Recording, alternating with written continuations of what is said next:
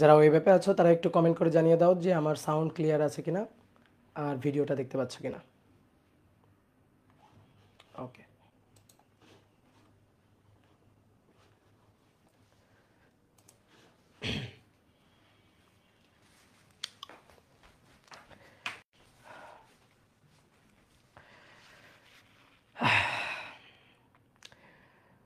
তো বলো সবাই কেমন আছো? আশা করি সবাই ভালো আছো, সবাই সুস্থ আছো। হ্যাঁ, আমিও খুব ভালো আছি। তাহলে তোমাদের সাথে আবার নতুন একটা চ্যাপ্টার নিয়ে দেখা হয়ে গেল। তো সবাইকে প্রথমে শুভেচ্ছা জানাচ্ছি আমাদের আজকের ক্লাসে। আজকে আমরা নিউটনিয়ান মেকানিক্স এই চ্যাপ্টারটা শুরু করতে যাচ্ছি।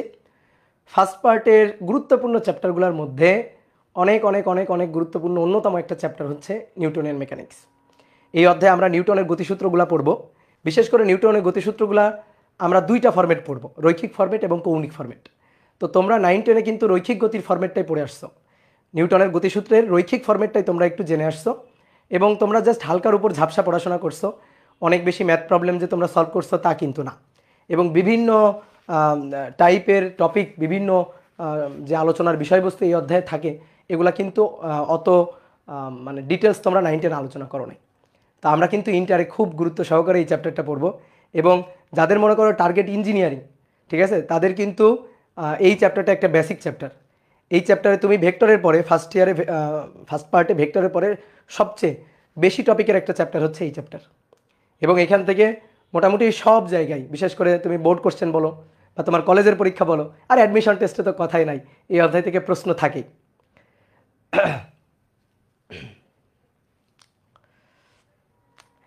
তাহলে আমাদের সাথে তোমাদের এই যে চ্যাপ্টারের শুরুতে সবাইকে শুভেচ্ছা জানাচ্ছি। আমরা নিউটনের মেকানিক্সের আজকে প্রথম চ্যাপ্টার, প্রথম ক্লাসটা করব। তো চলো আমরা তাহলে শুরু করে দিই। ঠিক আছে, আমার সাথে সাথে চলবা, তাহলে দেখবা গ্যাপ থাকবে না। তোমরা হয় কি আজকে দেখো এই যে প্রথম ক্লাস অনেক মেম্বার অলরেডি যুক্ত হয়ে গেছো, ওই ব্যাপে আমি দেখতে পাচ্ছি প্রায় 300-র কাছাকাছি অলরেডি যুক্ত হয়ে গেছো। ফেসবুকে হয়তো আরও বেশি। তো আমার সাথে যদি ঠিকঠাকভাবে চলতে পারো তাহলে দেখবা আর গ্যাপ পড়ে থাকবে না। তো তোমাদের হয় কি যে অনেক সময় ক্লাসগুলো না করার কারণে, রেগুলারিটি মেনটেন করে ক্লাসগুলো না করার কারণে একটা পড়ার একটা বিশাল পাহাড় জমে যায়। তো এই পড়ার বিশাল পাহাড় জমায় রাখবা না, তাতে তোমার ক্ষতি হবে। এবং তুমি দেখবা কি যে যখন তোমার এইচএসসি পরীক্ষার আগে আগে হবে তখন তুমি ওয়ান শট ক্লাস খুঁজে বেড়াবা। এখন ওয়ান শট ক্লাস খুঁজে হচ্ছে কি, মনে করো যে মুমূর্ষ রুগীকে বাঁচানো যায় কিন্তু দীর্ঘস্থায়ী মনে করো যে প্রতিরোধ হয় না আসলে। তো এই কারণে আমরা এই চ্যাপ্টারটা একেবারে বেসিক থেকে শুরু থেকে খুব ভালো করে পড়তে চাই। তো তার জন্য বিগিনার টু মাস্টার ক্লাসের কোনো বিকল্প নেই। সে কিছু ওয়ান শট ক্লাস, তুমি ওয়ান শট ক্লাস করে কোনো মতে তুমি বোর্ড পরীক্ষায় একটা ভালো রেজাল্ট তুলে আনতে পারবা। কিন্তু সামনের যে পরীক্ষাগুলো, ধরো অ্যাডমিশন টেস্টের যে পরীক্ষাগুলো, সেখানে গিয়ে কিন্তু একটা বড়সড় ধাক্কা খাবা। তো এখন যেহেতু তোমাদের সময় আছে, তো তোমরা আমার কথা শুনবা, আশা করি আমার কথা শুনবা, আমার সাথে চলবা এবং গুরুত্ব সহকারে বাসায় রেগুলার পড়বা। তো চলো আমরা শুরু করে দিই। আমরা নিউটনের গতিসূত্রের প্রথম আলোচনাটা আমরা করব। নিউটনের 3টা গতিসূত্র আমরা জানি। তো নিউটনের গতিসূত্রের প্রথম সূত্রটা হচ্ছে ল অফ ইনার্শিয়া, অর্থাৎ জড়তার সূত্র। তো সূত্রটা কি বলে? সূত্রটা বলে হচ্ছে যে বাহ্যিক বল প্রযুক্ত না হলে স্থির বস্তু চিরকাল স্থির থাকবে এবং গতিশীল বস্তু সমদ্রুতিতে সরল রৈখিক পথে চলতে থাকবে।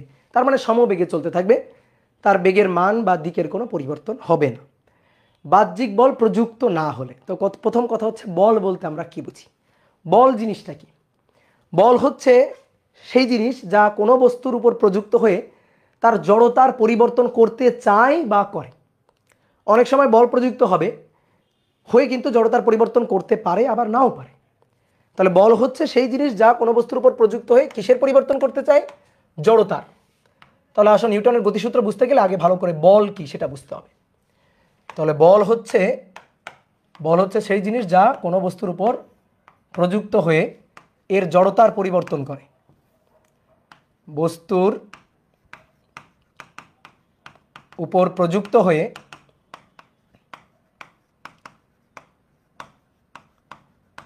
জড়তার পরিবর্তন করে, জড়তার পরিবর্তন করে বা করতে চায়, বা জড়তার পরিবর্তন করতে চায়।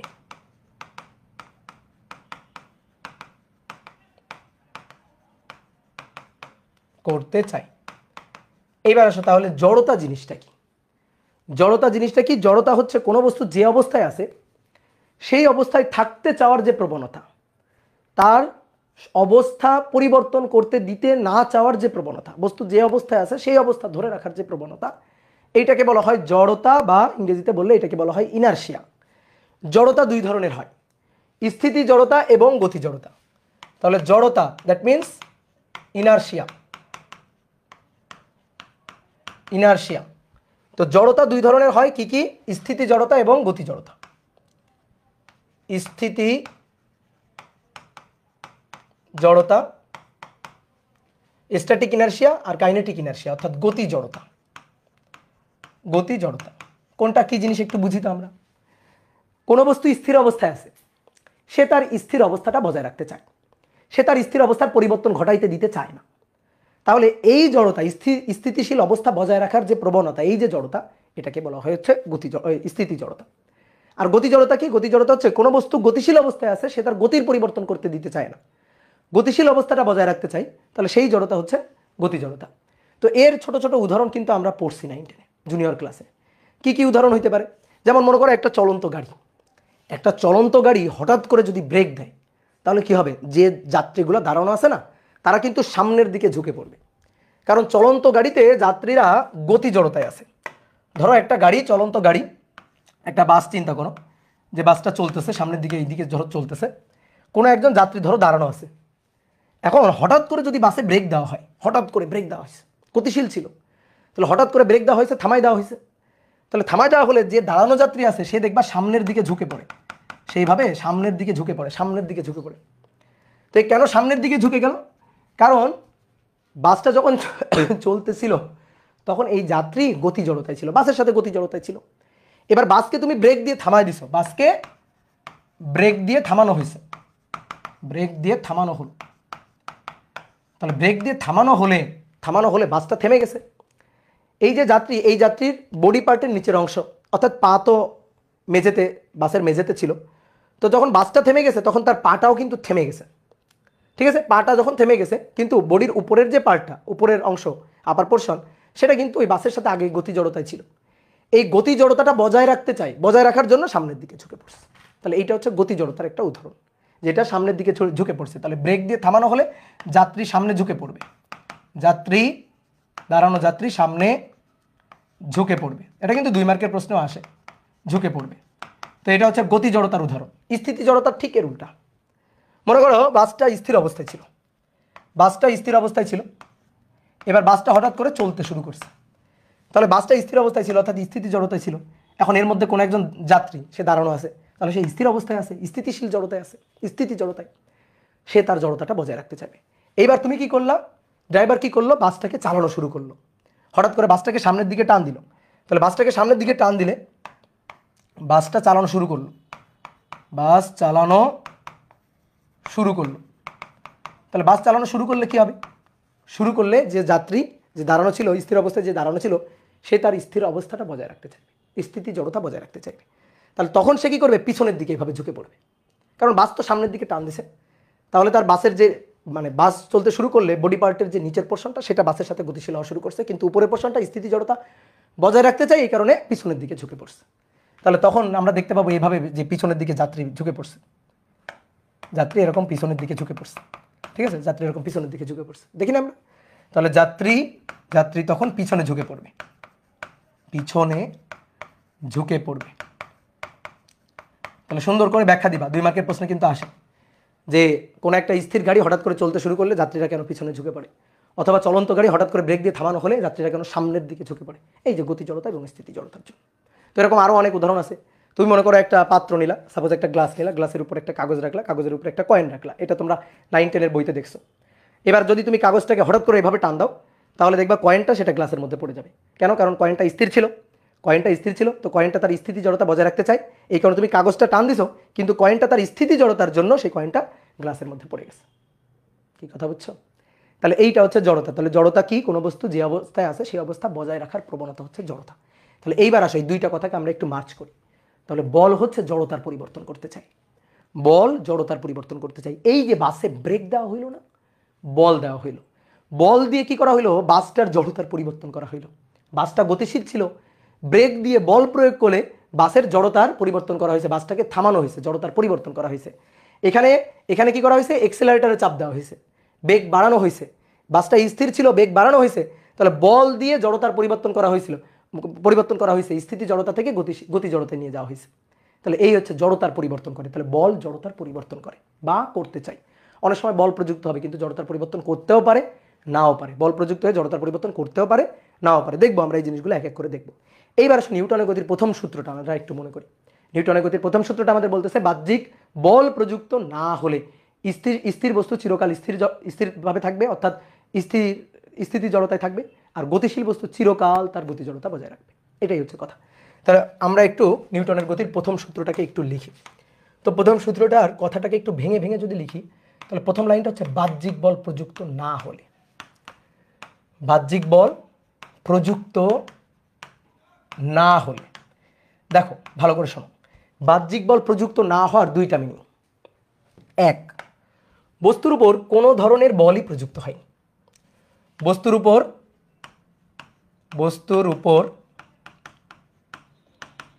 কোনো ধরনের বলই প্রযুক্ত হয়নি, এটা একটা কথা। আর একটা কথা হচ্ছে বস্তুর উপর অনেকগুলো বল প্রযুক্ত হয়েছে,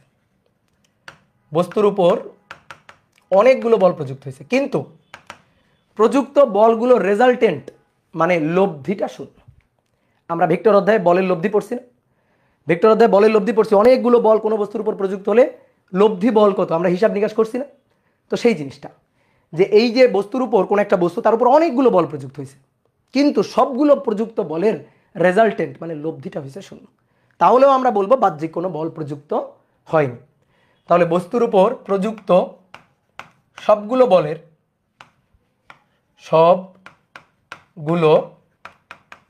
বলের লব্ধি হবে শূন্য। আসো চিত্র একটু ব্যাপারটা ক্লিয়ার করি। মনে করো ভাই একটা বস্তুটা এরকম আছে, এর উপর কেউ কোনো ধাক্কা দেয়নি, কেউ কোনো টান বল প্রয়োগ করেনি, কোনো ফ্রিকশন ফোর্স কাজ করে নাই, বস্তুটা জাস্ট এখানে আছে, বস্তুর উপর কোনো ধরনের কোনো বল ক্রিয়া করে নাই। তাহলে প্রযুক্ত বাহ্যিক বল এফ হচ্ছে শূন্য। আরেকটা, বস্তুর উপর অনেকগুলো বল ক্রিয়া করছে, ধরো এই একটা বল ক্রিয়া করছে, দ্যাট ইজ F1, এই দিক দিয়ে একটা বল ক্রিয়া করছে, দ্যাট ইজ F2, এই দিক দিয়ে একটা বল ক্রিয়া করছে F3, এই দিক দিয়ে একটা বল ক্রিয়া করছে F4, এরকম অনেকগুলো বল বস্তুর উপর ক্রিয়া করছে। ক্রিয়া করে এই যে যতগুলো বল ক্রিয়া করছে সবগুলো বলের রেজাল্টেন্ট মানে বলের লব্ধি সামেশন অফ এফ। এই সামেশন কিন্তু ভেক্টর সাম, বলের সাম, ভেক্টর সাম, এই ভেক্টর সাম হচ্ছে শূন্য। তাহলে এর মানে হচ্ছে বাহ্যিক কোনো বল প্রযুক্ত হয়নি। এবার আসো বাহ্যিক বল, এক্সটার্নাল ফোর্স আর ইন্টারনাল ফোর্স ব্যাপারটা কি? বাহ্যিকভাবে প্রযুক্ত বল আর ইন্টারনাল ফোর্স অভ্যন্তরীণ বল, এই দুইটা জিনিস আমরা একটু বুঝি যে কি এই দুইটা জিনিস।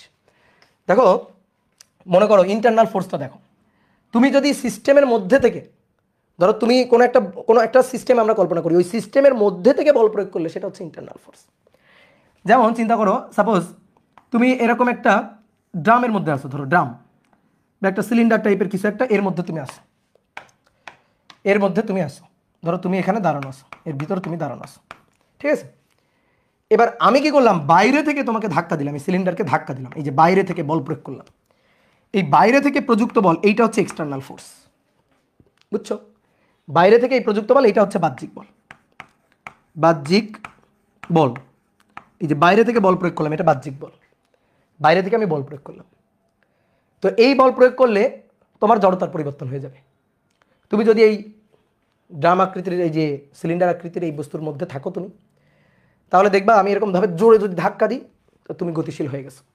তাহলে তুমি স্থিতি জড়তায় ছিলা, তুমি গতি জড়তায় চলে যাচ্ছে আর কি, অর্থাৎ তোমার জড়তার পরিবর্তন হচ্ছে। তাহলে বাহ্যিক বল প্রযুক্ত করলে জড়তার পরিবর্তন হবে। যদি আমি বাহ্যিক বল প্রযুক্ত না করতাম, তোমার কোনো জড়তার পরিবর্তন হইতো না। আমি এই বলটা যদি না দিতাম, তাহলে তুমি এর মধ্যে বসে আসো, এর মধ্যে বসেই তুমি থাকতা, তোমার জড়তার কোনো পরিবর্তন হইতো না, তোমার জড়তা স্থিতি জড়তা বজায় থাকতো। এইবার আসো, আমি যেটা চিনাইতে চাচ্ছি যে বাহ্যিক বল আর অভ্যন্তরীণ বল, এক্সটার্নাল ফোর্স আর ইন্টারনাল ফোর্স। তুমি এবার এই সিস্টেমের মধ্যে বসে যদি সিস্টেমে বল প্রয়োগ করো, দেখো আমি যে বলটা প্রয়োগ করছি, আমি সিস্টেমের বাইরে থেকে বলটা প্রয়োগ করছি, ঠিক আছে? আমি সিস্টেমের বাইরে থেকে বলটা প্রয়োগ করছি, তাহলে বাহ্যিক বল। এবার তুমি কি করলা, এই এই যে সিলিন্ডার, এই সিলিন্ডারের মধ্যে থেকে, ড্রামের মধ্যে থেকে তুমি এবার ড্রামটাকে এভাবে ঠেলতেছো, এভাবে ঠেলতেছো। তাহলে তুমি যদি এভাবে ঠেলতে থাকো, দেখো এইদিকে যদি তুমি এভাবে ঠেলতে থাকো, হাত দিয়ে ধরো, এইভাবে ঠেলতেছো তুমি, তাহলে তুমি এই যে ড্রামে যে বলটা প্রয়োগ করতেছো, ঠিক আছে, এইটা হচ্ছে ইন্টারনাল ফোর্স। এই যে বলটা প্রযুক্ত করতেছে এটা হচ্ছে ইন্টারনাল ফোর্স, ইন্টারনাল ফোর্স। এই বল প্রয়োগ করে তুমি অবস্থার পরিবর্তন ঘটাইতে পারবা না, এই বল প্রয়োগ করে তুমি জড়তার পরিবর্তন ঘটাইতে পারবা না। চিন্তা করো তো, তুমি যদি এরকম সিলিন্ডারের মধ্যে থাকো, এবার সিলিন্ডারকে যদি ঠেলতে থাকো এভাবে ভিতরে থেকে, বলো ওইটা গতিশীল হবে? হবে না, গতিশীল হবে না। ঠিক আছে, ওটা কিন্তু গতিশীল হবে না। কথা বুঝছো? ধরো একটা চেয়ারে বসে আছো, একটা চেয়ারে বসে চেয়ারটাকে যদি ঠেলতে থাকো, গতিশীল করা যাবে না। ধরো আমি যদি কাউকে গতিশীল করতে চাই, সে চেয়ারে বসে আছে, আমার বাইরে থেকে তাকে চেয়ারটাকে ধরে এইভাবে বল প্রয়োগ করতে হবে। তুমি চেয়ারের উপর থেকে চেয়ারটাকে ঠেললে চেয়ারটা যাবে না। কি কথা বুঝছো? ক্লিয়ার? এরকম যে কোনো কিছু, ধরো মনে করো খাট সরাইতে হবে, ধরো খাটটা সরাইতে হবে, তো তুমি খাটের উপর দাঁড়ায় খাটকে বল প্রয়োগ করে তুমি খাটকে সরাইতে পারবা না। তোমার কি করতে হবে? খাট থেকে নেমে তারপর এভাবে ধরে ধাক্কা দিতে হবে। কি, তাই না? কথা বুঝছো? তাহলে ইন্টারনাল ফোর্স আর এক্সটার্নাল ফোর্স বুঝতে পারতেছো? যে তুমি যদি এই যে সিস্টেমের মধ্যে থেকে বল প্রয়োগ করো, তাহলে কিন্তু এটা এক্সটার্নাল ফোর্স হবে না, এটা ইন্টারনাল ফোর্স হবে। ঠিক আছে? ড্রামের মধ্যে বসে লাফালাফি করবা, ড্রাম দৌড় দিবে। একজন বলছে ড্রামের মধ্যে বসে লাফালাফি করলে ড্রাম দৌড় দিবে। একটু লাফালাফি করে দেখিও তো ড্রাম কেমন দৌড় দেয়। ঠিক আছে, ড্রাম কেমন দৌড় দেয় একটু লাফালাফি করে দেখিও তো। ঠিক আছে, তুমি যদি এমন হয় যে দূর থেকে এসে এসে এইভাবে ড্রামে ধাক্কা দাও, দূর থেকে এসে এসে, তাহলে একটু একটু একটু একটু করে সরতে পারে। ঠিক আছে, তাহলে বাহ্যিক বল বুঝতে পারছি, বাহ্যিক বল, তাহলে বাহ্যিক বল প্রযুক্ত হতে হবে, তাহলে বস্তুর জড়তার পরিবর্তন হবে। আর যদি বাহ্যিক বল প্রযুক্ত না হয়, তাহলে বস্তুর জড়তার পরিবর্তন হবে না। তাহলে বাহ্যিক বল প্রযুক্ত না হওয়ার ব্যাপারটা হচ্ছে এইটা, যে বাহ্যিক বল প্রযুক্ত হবে না, তার মানে বল জিরো, অথবা অনেকগুলো বল ক্রিয়া করছে তাদের রেজাল্টেন্ট জিরো। এবার নিউটন সাহেব বলতেছে বাহ্যিক বল প্রযুক্ত না হলে, এই যে না হলে কি হয়, না হলে বস্তু তার জড়তা বজায় রাখে, বস্তু তার জড়তা বজায় রাখে, জড়তার পরিবর্তন হয় না, বস্তু তার জড়তা বজায় রাখে, অর্থাৎ জড়তার কোনো পরিবর্তন হয় না।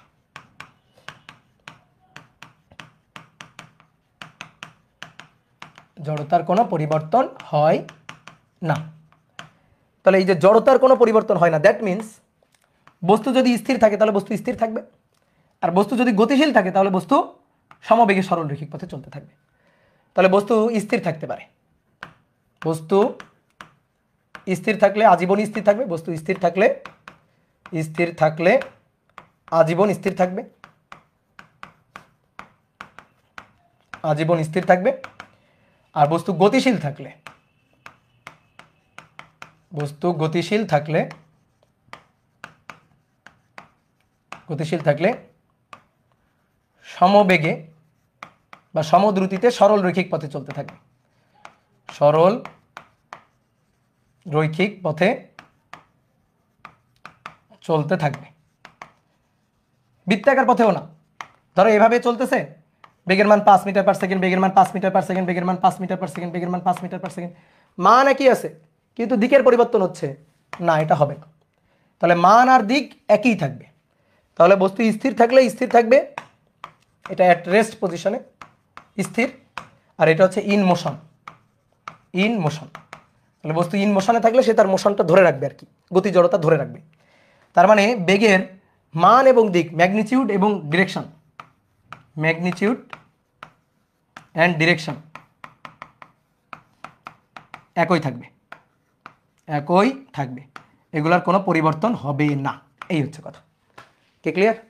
তাহলে এবার সবগুলো জিনিস যদি এক জায়গায় করি তাহলে কি দাঁড়াইলো কথা, যে কোনো বস্তুর উপর যদি বাহ্যিক বল ক্রিয়া না করে তাহলে স্থির বস্তু চিরকাল স্থিরই থাকবে, স্থিতিশীল অবস্থায় থাকবে, স্থিতি জড়তা বজায় রাখবে, আর গতিশীল বস্তু সমবেগে সরলরৈখিক পথে চলতে থাকবে।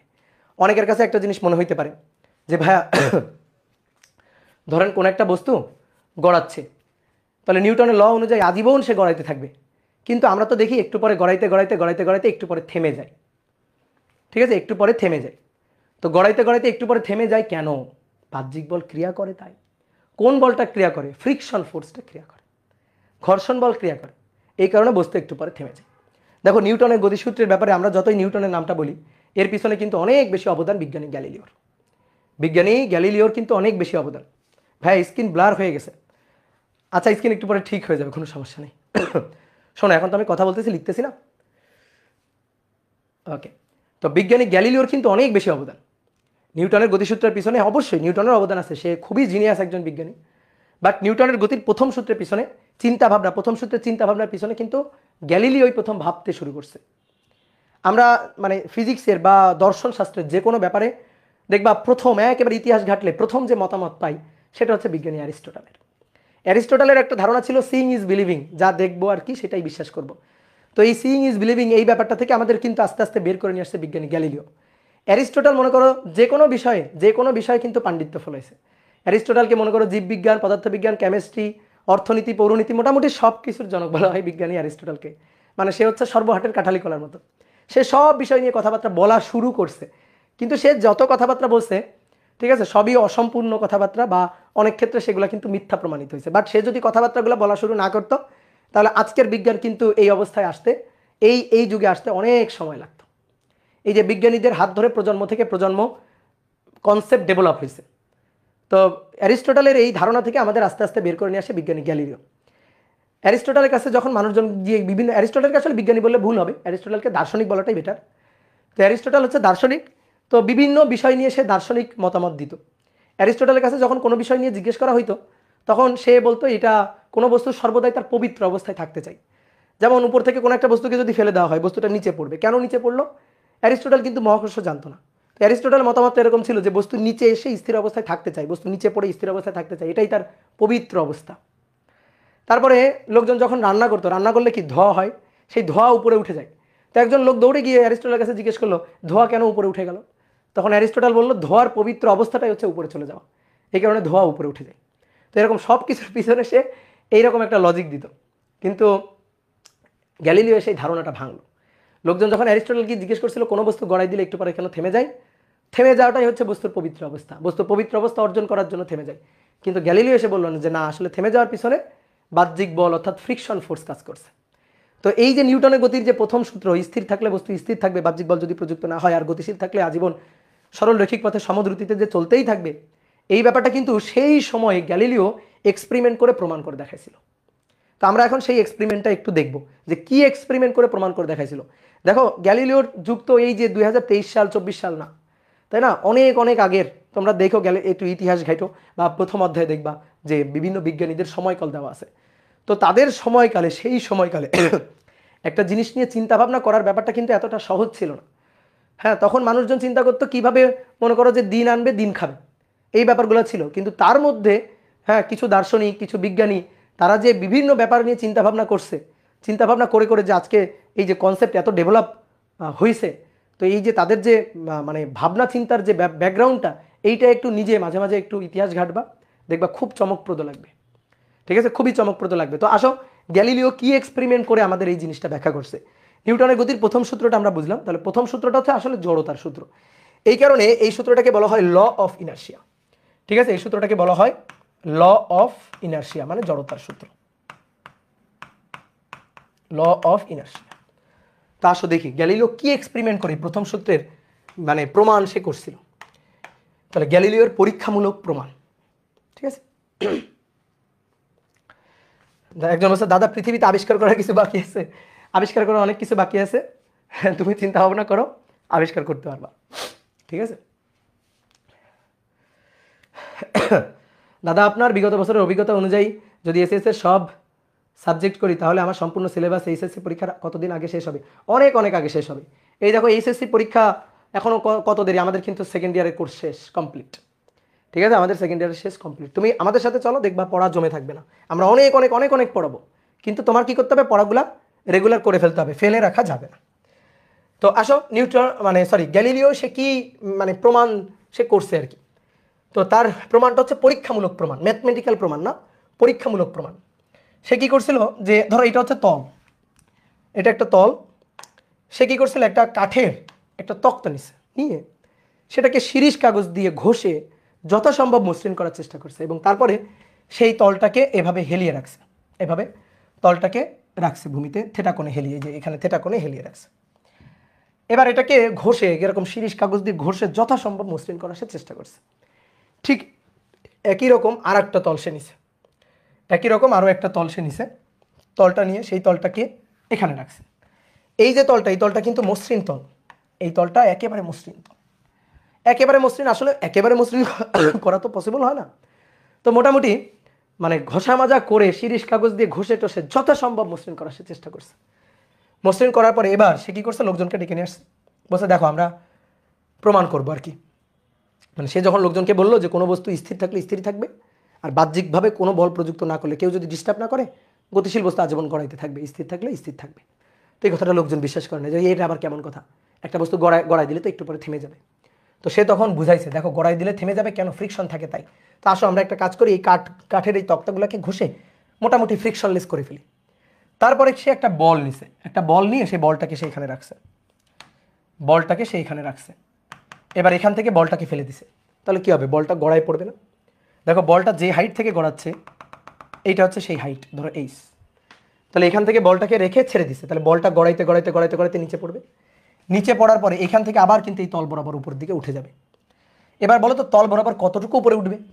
তল বরাবর কতটুকু উপরে উঠবে? যে উচ্চতা থেকে পড়বে তল বরাবর কিন্তু সেই উচ্চতায় উঠবে, জানো তো কেন? শক্তির সংরক্ষণশীলতা।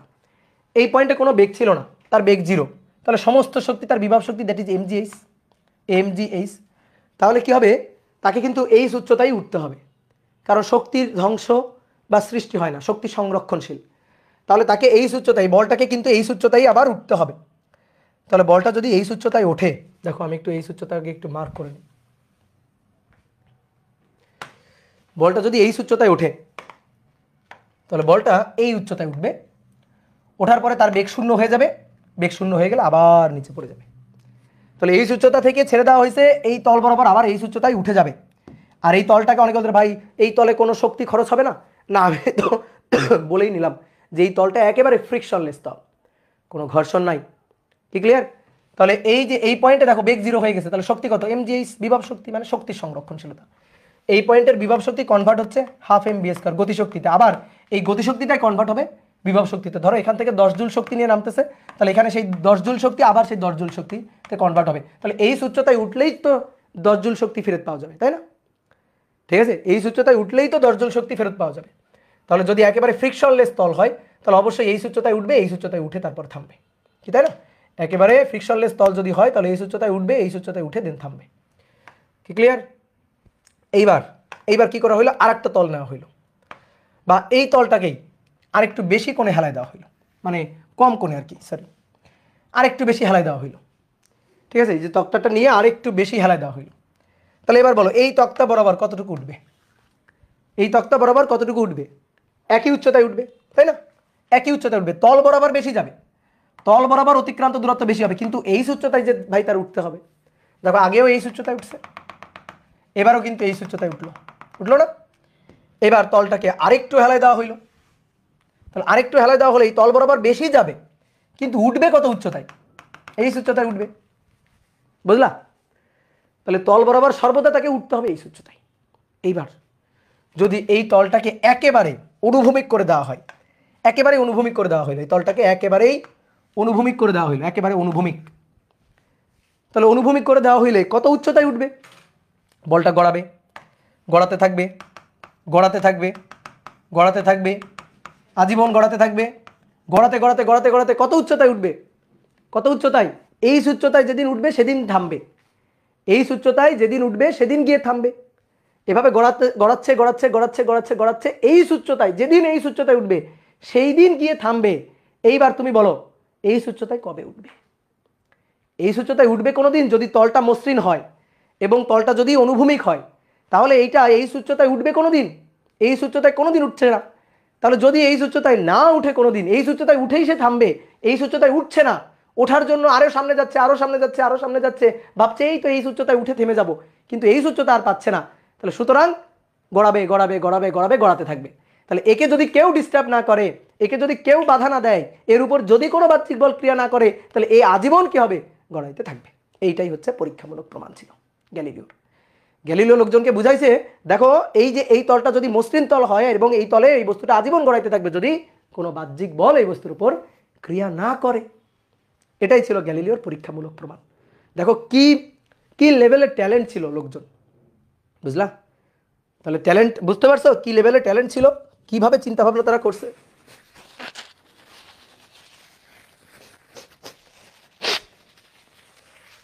তাহলে এই উচ্চতায় না ওঠা পর্যন্ত গড়াবে, তার মানে আজীবন গড়াবে, আজীবন চলতে থাকবে, চলতে থাকবে যদি বাহ্যিক বল ক্রিয়া না করে।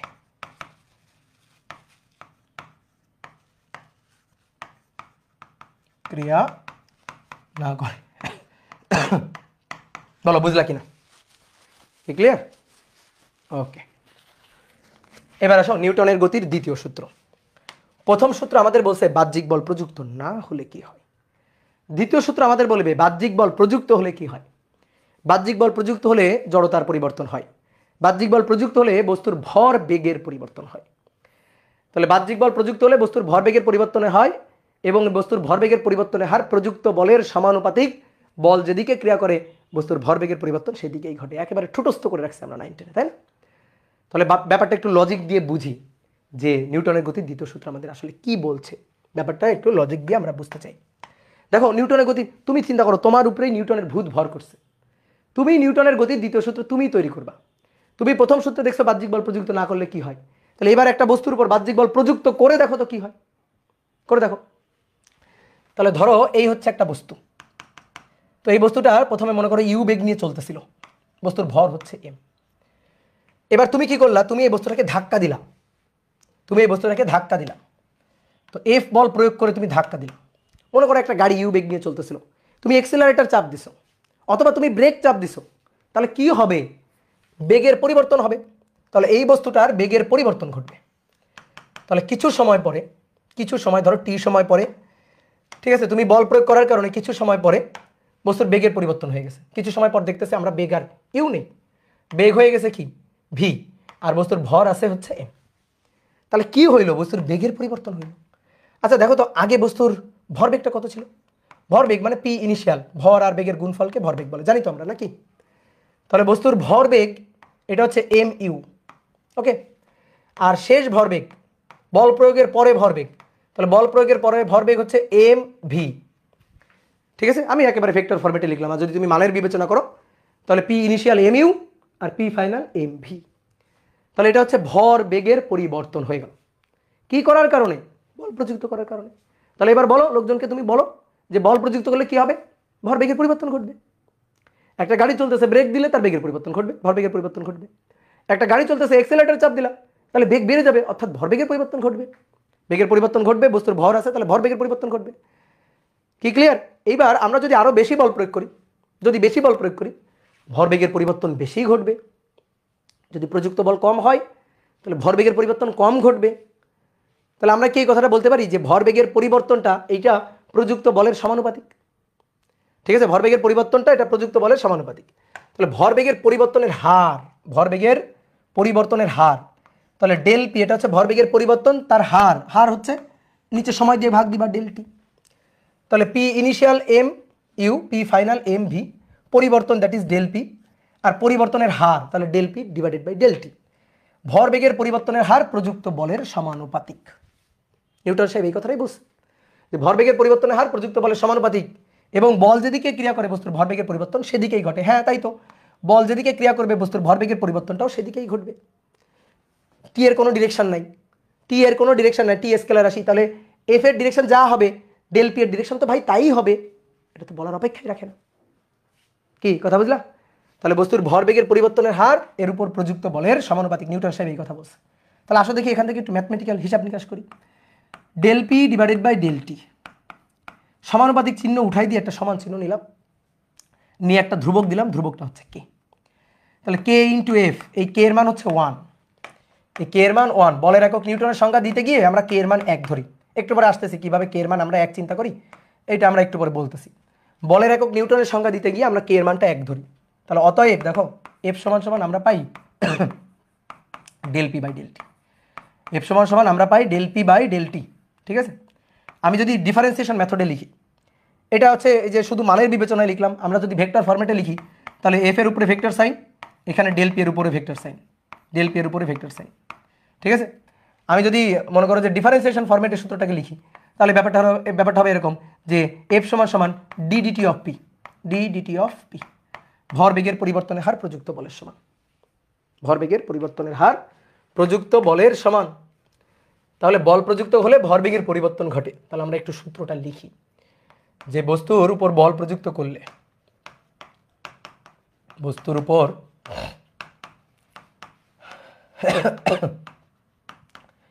বাহ্যিক বল প্রযুক্ত করলে তার ভরবেগের পরিবর্তন ঘটে, ভরবেগের পরিবর্তন ঘটে, ভরবেগের পরিবর্তন ঘটে।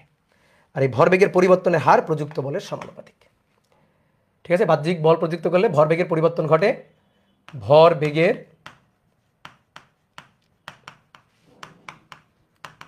পরিবর্তনের হার প্রযুক্ত বলের সমানুপাতিক। স্বাভাবিক, যত বেশি তুমি বল প্রযুক্ত করবা তত বেশি তো আসলে বেগের পরিবর্তন বা ভরবেগের পরিবর্তন ঘটবে, এবং বল যেদিকে ক্রিয়া করে ভরবেগের পরিবর্তন সেদিকেই ঘটে। বল যেদিকে ক্রিয়া করে ভরবেগের পরিবর্তন সেদিকেই ঘটে, ভরবেগের পরিবর্তন সেদিকে ঘটে। তো আসো এইখান থেকে আমরা দেখি একটু সূত্রের হিসাব নিকাশ করি। দেখো এই যে এই ক্ষেত্রে দেখো যে বস্তুর উপর বল প্রযুক্ত হয়ে তার আদি বেগ ইউ থেকে ভি হয়েছে। ধরো কত সময় ঘটনাটা ঘটছে, টি সময়, ধরো টি সময় ঘটনাটা ঘটছে, টি সময়। তাহলে ভরবেগটা পরিবর্তন হয়েছে এই টি সময়, টি সময় ভরবেগের পরিবর্তন ঘটছে, তার মানে ডেল টি হচ্ছে টি, ডেল টি এই যে সময়টা হচ্ছে টি। তাহলে দেখো ভরবেগের পরিবর্তনের হার del P by del T, এটা সমানুপাতিক হচ্ছে এফ। তাহলে del P M V minus M U, P final minus P initial, ভরবেগের পরিবর্তন, নিচে সময়, তো সময়টা টি, ডেল টিটা টি, টি সময় ভরবেগের পরিবর্তনটা ঘটছে, সমানুপাতিক হচ্ছে এফ।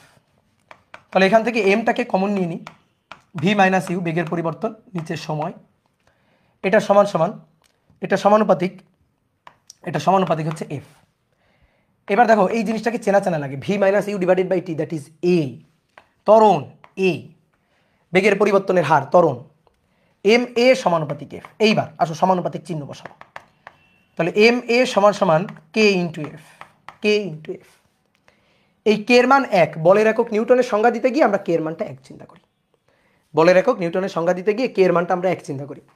কনস্ট্যান্ট দুই ধরনের হয়, আরবিটারি কনস্ট্যান্ট আর এক্সপেরিমেন্টাল কনস্ট্যান্ট। যখন ব্যাপারটা তোমার হাতে থাকে না, ধরো কন্ট্রোলের বাইরে, তোমার কন্ট্রোলের বাইরে, যেমন মহাকর্ষীয় ধ্রুবক, চিন্তা করে দেখো এফ ইকুয়াল টু এফ সমানুপাতিক M one M two divided by D square. এইখানে আমরা যে কনস্ট্যান্টটা আনি সেটা কিন্তু আরবিটারি ইচ্ছা মতো একটা কনস্ট্যান্ট আনি না, একটা ইচ্ছা মতো ইচ্ছাধীন একটা কনস্ট্যান্ট এনে বসাই দিলাম। ঠিক আছে, ধরো কে এনে বসাই দিলাম, কে এর মান আমরা এক চিন্তা করলাম, তা কিন্তু আমরা করি না, কারণ এই ব্যাপারটা তোমার কন্ট্রোলে নাই। দুইটা চার্জ পরস্পরকে কত বলে আকর্ষণ করবে, কত বলে বিকর্ষণ করবে, বা দুইটা ভরবস্তু তারা পরস্পরকে কত বলে আকর্ষণ করবে, এই ব্যাপারটা কিন্তু তুমি ঠিক করে দেওয়ার কেউ না। চাঁদ আর পৃথিবী তুমি বলে দেওয়ার পরে তারা যে পরস্পরকে এত বলে আকর্ষণ করবে এটা কিন্তু হয় না, এটা একটা ইউনিভার্সাল ব্যাপার। এই কারণে এখানে যদি কোনো কনস্ট্যান্ট লাগে সেটা এক্সপেরিমেন্টাল হিসাব নিকাশ করে কনস্ট্যান্ট আনতে হয়। এখানে কিন্তু আমরা ইচ্ছা মতো কে নিয়ে কে এর মান এক বসাই দিই না, আমরা একটা কনস্ট্যান্ট আনি, সেই কনস্ট্যান্টটা হচ্ছে জি। এই যে কনস্ট্যান্ট এটা কিন্তু এক্সপেরিমেন্ট করে আসে। ঠিক আছে, তোমরা মহাকর্ষ অধ্যায় যখন পড়বা তখন দেখবা এক্সপেরিমেন্ট করে জি এর মানটা বের করা হয়। এটা কিন্তু হুদাই ধরো যে ইচ্ছা মতো আমরা জি এর মান বসাই দিছি বা ইচ্ছা মতো এখানে কে সমান সমান ওয়ান বসাই দিছি, ব্যাপারটা এরকম না।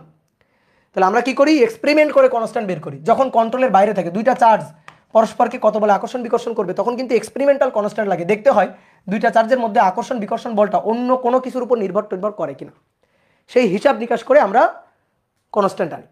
কিন্তু এখানে ব্যাপারটা ওরকম না, এখানে কোনো এক্সপেরিমেন্টাল কনস্ট্যান্ট দরকার নেই। একটা বস্তুর উপর তুমি যত বেশি বল প্রয়োগ করবা বস্তুর ভরবেগের পরিবর্তন তত বেশি ঘটবে, এটা মোটামুটি তোমার হাতেই আছে। তাহলে এটা বিজ্ঞানী নিউটনের হাতেই আছে।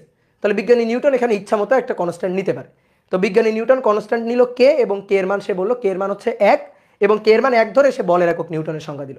সে বললো 1 কেজি ভরের বস্তুর উপর, 1 কেজি ভরের কোনো বস্তুর উপর যদি যদি এম সমান সমান 1 কেজি হয়, দেখো এম সমান সমান 1 কেজি হয়, ঠিক আছে, এ সমান সমান 1 মিটার পার সেকেন্ড স্কোয়ার হয়, 1 মিটার পার সেকেন্ড স্কোয়ার হয়, তাহলে তখন এফ ইকুয়াল টু হয় 1 Newton, F equal two 1 Newton.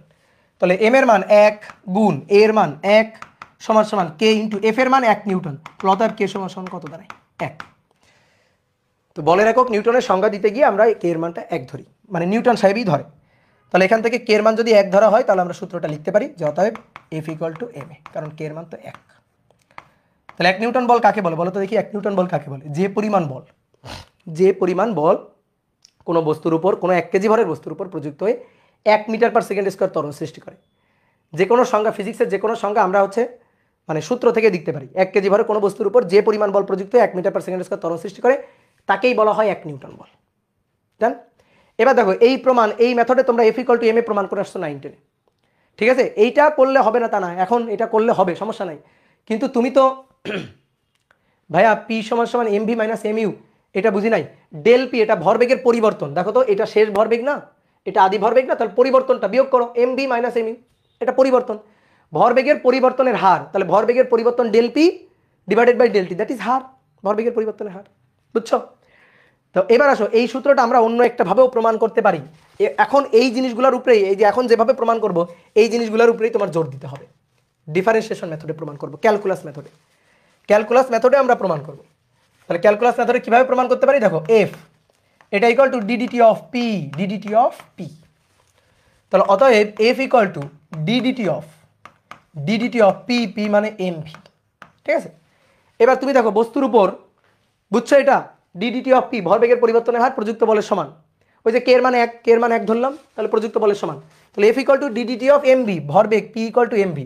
এবার দেখো তো বস্তুর উপর বল প্রয়োগ করছো, ভরের কোনো পরিবর্তন ঘটছে? দেখো ভরের কোনো পরিবর্তন ঘটছে না, বেগের পরিবর্তন ঘটছে, তাহলে ভরটা কনস্ট্যান্ট। সুন্দর করে ভরটাকে ডিফারেন্সিয়েশনের বাইরে নিয়ে আসো। যে কনস্ট্যান্ট থাকবে সে ডিফারেন্সিয়েশন সাইনের বাইরে যাবে। এম কনস্ট্যান্ট ডিফারেন্সিয়েশন সাইনের বাইরে গেল, তাহলে কি থাকলো? ডিভিডিটি। এবার চেনো ডিভিডিটি কে? চেনো ডিভিডিটি কি? ত্বরণ। তাহলে এম এ, তাহলে F equal to M A.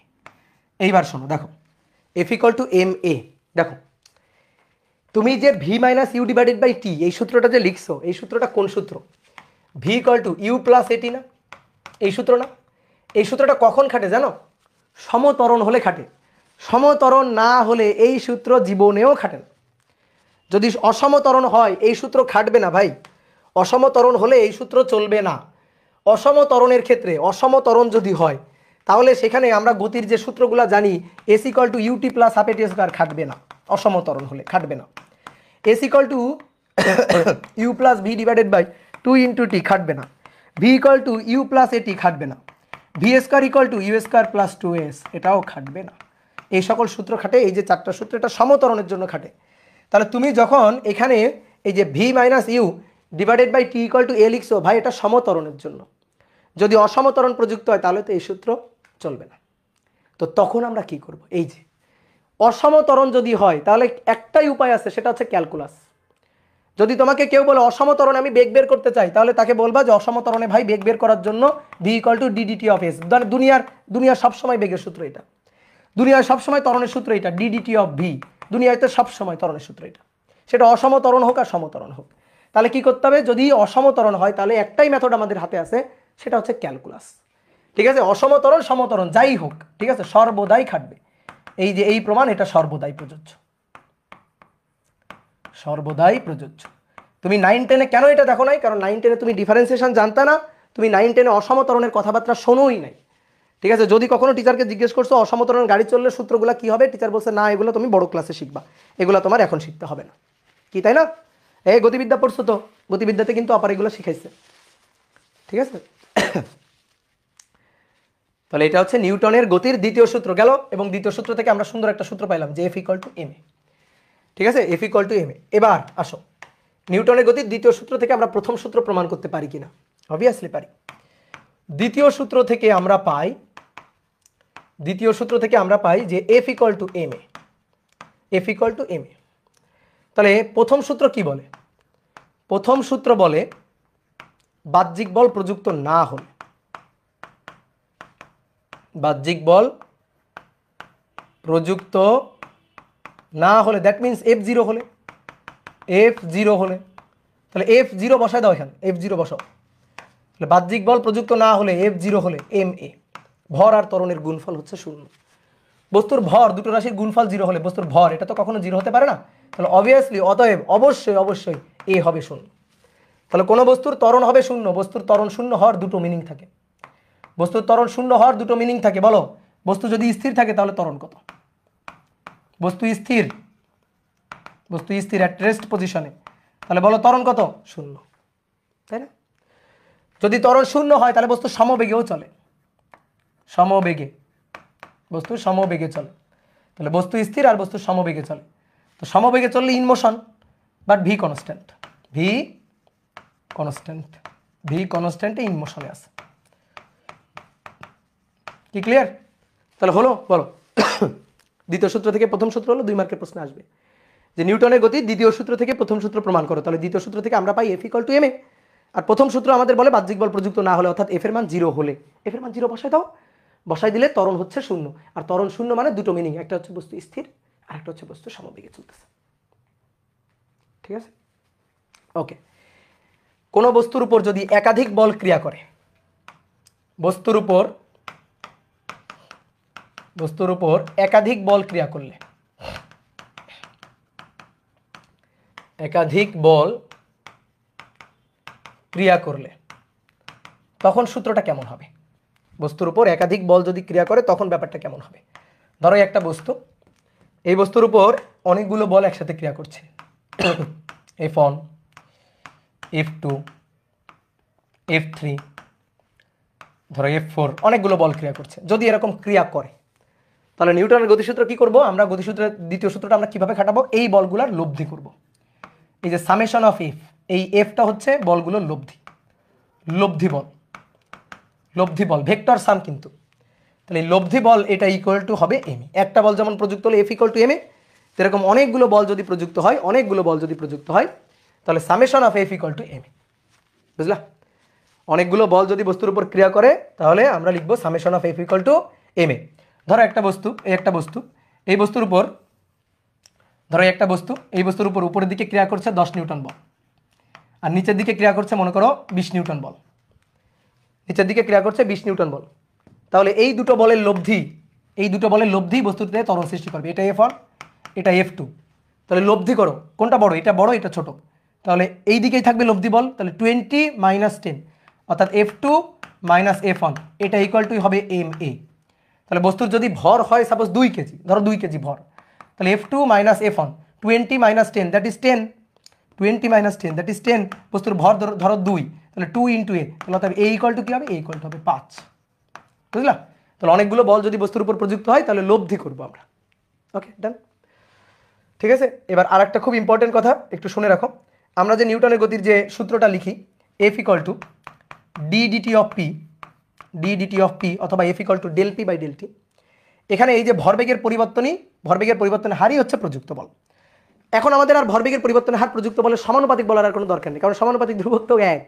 তাহলে একবার বলে দিতে পারি যে বস্তুর ভরবেগের পরিবর্তনের হারই হচ্ছে প্রযুক্ত বল, বস্তুর ভরবেগের পরিবর্তনের হারই প্রযুক্ত বল। সমানুপাতিক বলার দরকার নেই, কারণ কনস্ট্যান্ট কত? কে এর মান কত? 1। তাহলে বস্তুর ভরবেগের পরিবর্তনের হারই হচ্ছে প্রযুক্ত বল। তাহলে F = d/dt of p। এইবার প্রশ্ন হচ্ছে বল কার উপর প্রযুক্ত হবে আর ভরবেগের পরিবর্তন কার ঘটবে। তো এই ব্যাপারগুলো নিয়ে পরবর্তীতে ম্যাথ করতে গিয়ে অনেক ঝামেলা হয়, তো আমরা আপাতত লিখে রাখি, নোট করে রাখি, তারপর তো ম্যাথ করার সময় আমরা জিনিসগুলো দেখবই ইন ডিটেলস। তাহলে মাথায় রাখো, খুবই ইম্পর্টেন্ট কথা, যার ভরবেগের পরিবর্তন হবে বল প্রযুক্ত হবে তার উপর, বা প্রযুক্ত বল যার উপর ক্রিয়া করবে ভরবেগের পরিবর্তন হবে তার। ঠিক আছে, তাহলে ভরবেগের পরিবর্তন যার হবে, ভর বেগের পরিবর্তন যার হবে প্রযুক্ত বল তার উপর, প্রযুক্ত বল তার উপর, যার উপর বল প্রযুক্ত হবে ভরবেগের পরিবর্তন তারই ঘটবে। কি ক্লিয়ার? ওকে, এবার আসো নিউটনের গতির তৃতীয় সূত্র। এইটা জানে না এরকম কেউ দুনিয়াতে এক্সিস্ট করে না। ঠিক আছে, আর্টস কমার্সে পড়া পোলাপানও নিউটনের গতির অ্যাটলিস্ট তৃতীয় সূত্র জানে। তাহলে কি তৃতীয় সূত্রটা কি বলো? Every action has equal and opposite reaction, ঠিক আছে? যে for every action there is, লিখি আসো আমরা একটু ভাব নিয়েই লিখি, ফর ইংলিশে লিখি, for every action, for every action there is an equal, there is an equal and opposite reaction, and opposite reaction, ঠিক আছে? এইটা হচ্ছে নিউটনের গতির তৃতীয় সূত্র। তাহলে বাংলায় বললে কি, প্রত্যেক ক্রিয়ারই সমান ও বিপরীত প্রতিক্রিয়া আছে, প্রত্যেক ক্রিয়ারই সমান ও বিপরীত প্রতিক্রিয়া আছে। প্রত্যেক ক্রিয়া, এই ক্রিয়া মানে কি কাজ, বলো? প্রত্যেক, এই যে আমরা বলি ক্রিয়ারই, এই ক্রিয়া মানে কি কাজ, প্রত্যেক ক্রিয়ারই, এই ক্রিয়া মানে বল, প্রত্যেক ক্রিয়া বলেরই সমান ও বিপরীত প্রতিক্রিয়া বল আছে, সমান ও বিপরীত প্রতিক্রিয়া বল আছে, প্রত্যেক ক্রিয়ারই সমান ও বিপরীত প্রতিক্রিয়া বল আছে। এটা হচ্ছে নিউটনের গতির তৃতীয় সূত্র। কি কথা বুঝছো?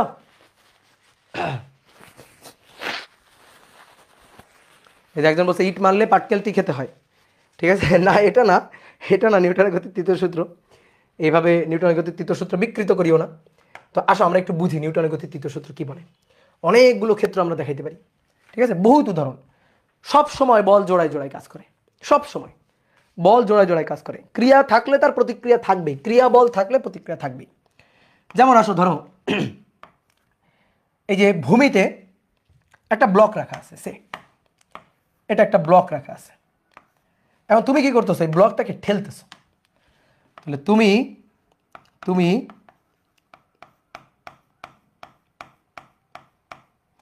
এই ব্লকটাকে ধরে ঠেলতেছো, ঠিক আছে? তাহলে তুমি এই ব্লকটাকে ঠেলতেছো, তুমি বল দিলা, দেখো এই যে তুমি বল দিয়ে ঠেলতেছো। তাহলে তোমার প্রযুক্ত বল এটা হচ্ছে F1। তাহলে তুমি যখন ব্লকটাকে ঠেলবা, ধাক্কা দিবা, এভাবে যখন এই যে ধাক্কা দিবা, ঠিক আছে, ধাক্কা দিবা, তখন এই তলটাও কিন্তু তোমাকে একটা ধাক্কা দিবে।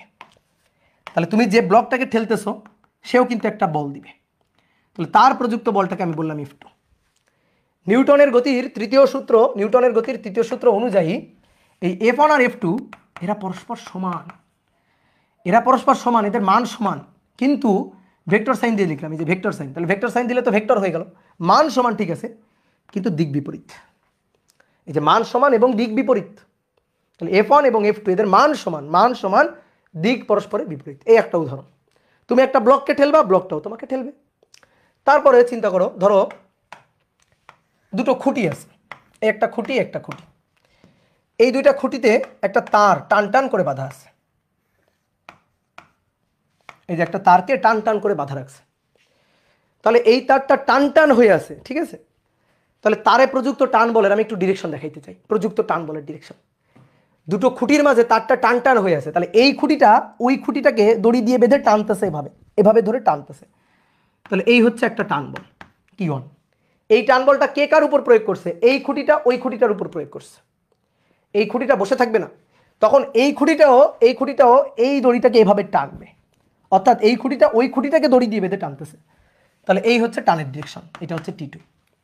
আমি যদি বলি এই দড়িতে টানের ডিরেকশন কোন দিকে, তখন তুমি বলবা এই খুঁটিকে ওই খুঁটি এদিকে টানতেছে, অর্থাৎ এই খুঁটির উপর টানের ডিরেকশন এদিকে, আর এই খুঁটিটার উপর টানের ডিরেকশন হবে এদিকে। এই দেখো টান জোড়ায় জোড়ায় কাজ করে, ঠিক আছে? টান জোড়ায় কাজ করছে। তাহলে প্রত্যেক ক্রিয়া টান বলেরই সমান ও বিপরীত প্রতিক্রিয়া টান বল আছে। তুমি চিন্তা করো, দেখো ধরো এই হচ্ছে দড়িটা, দেখো এক টান না থাকলে আর এক টান থাকবে না।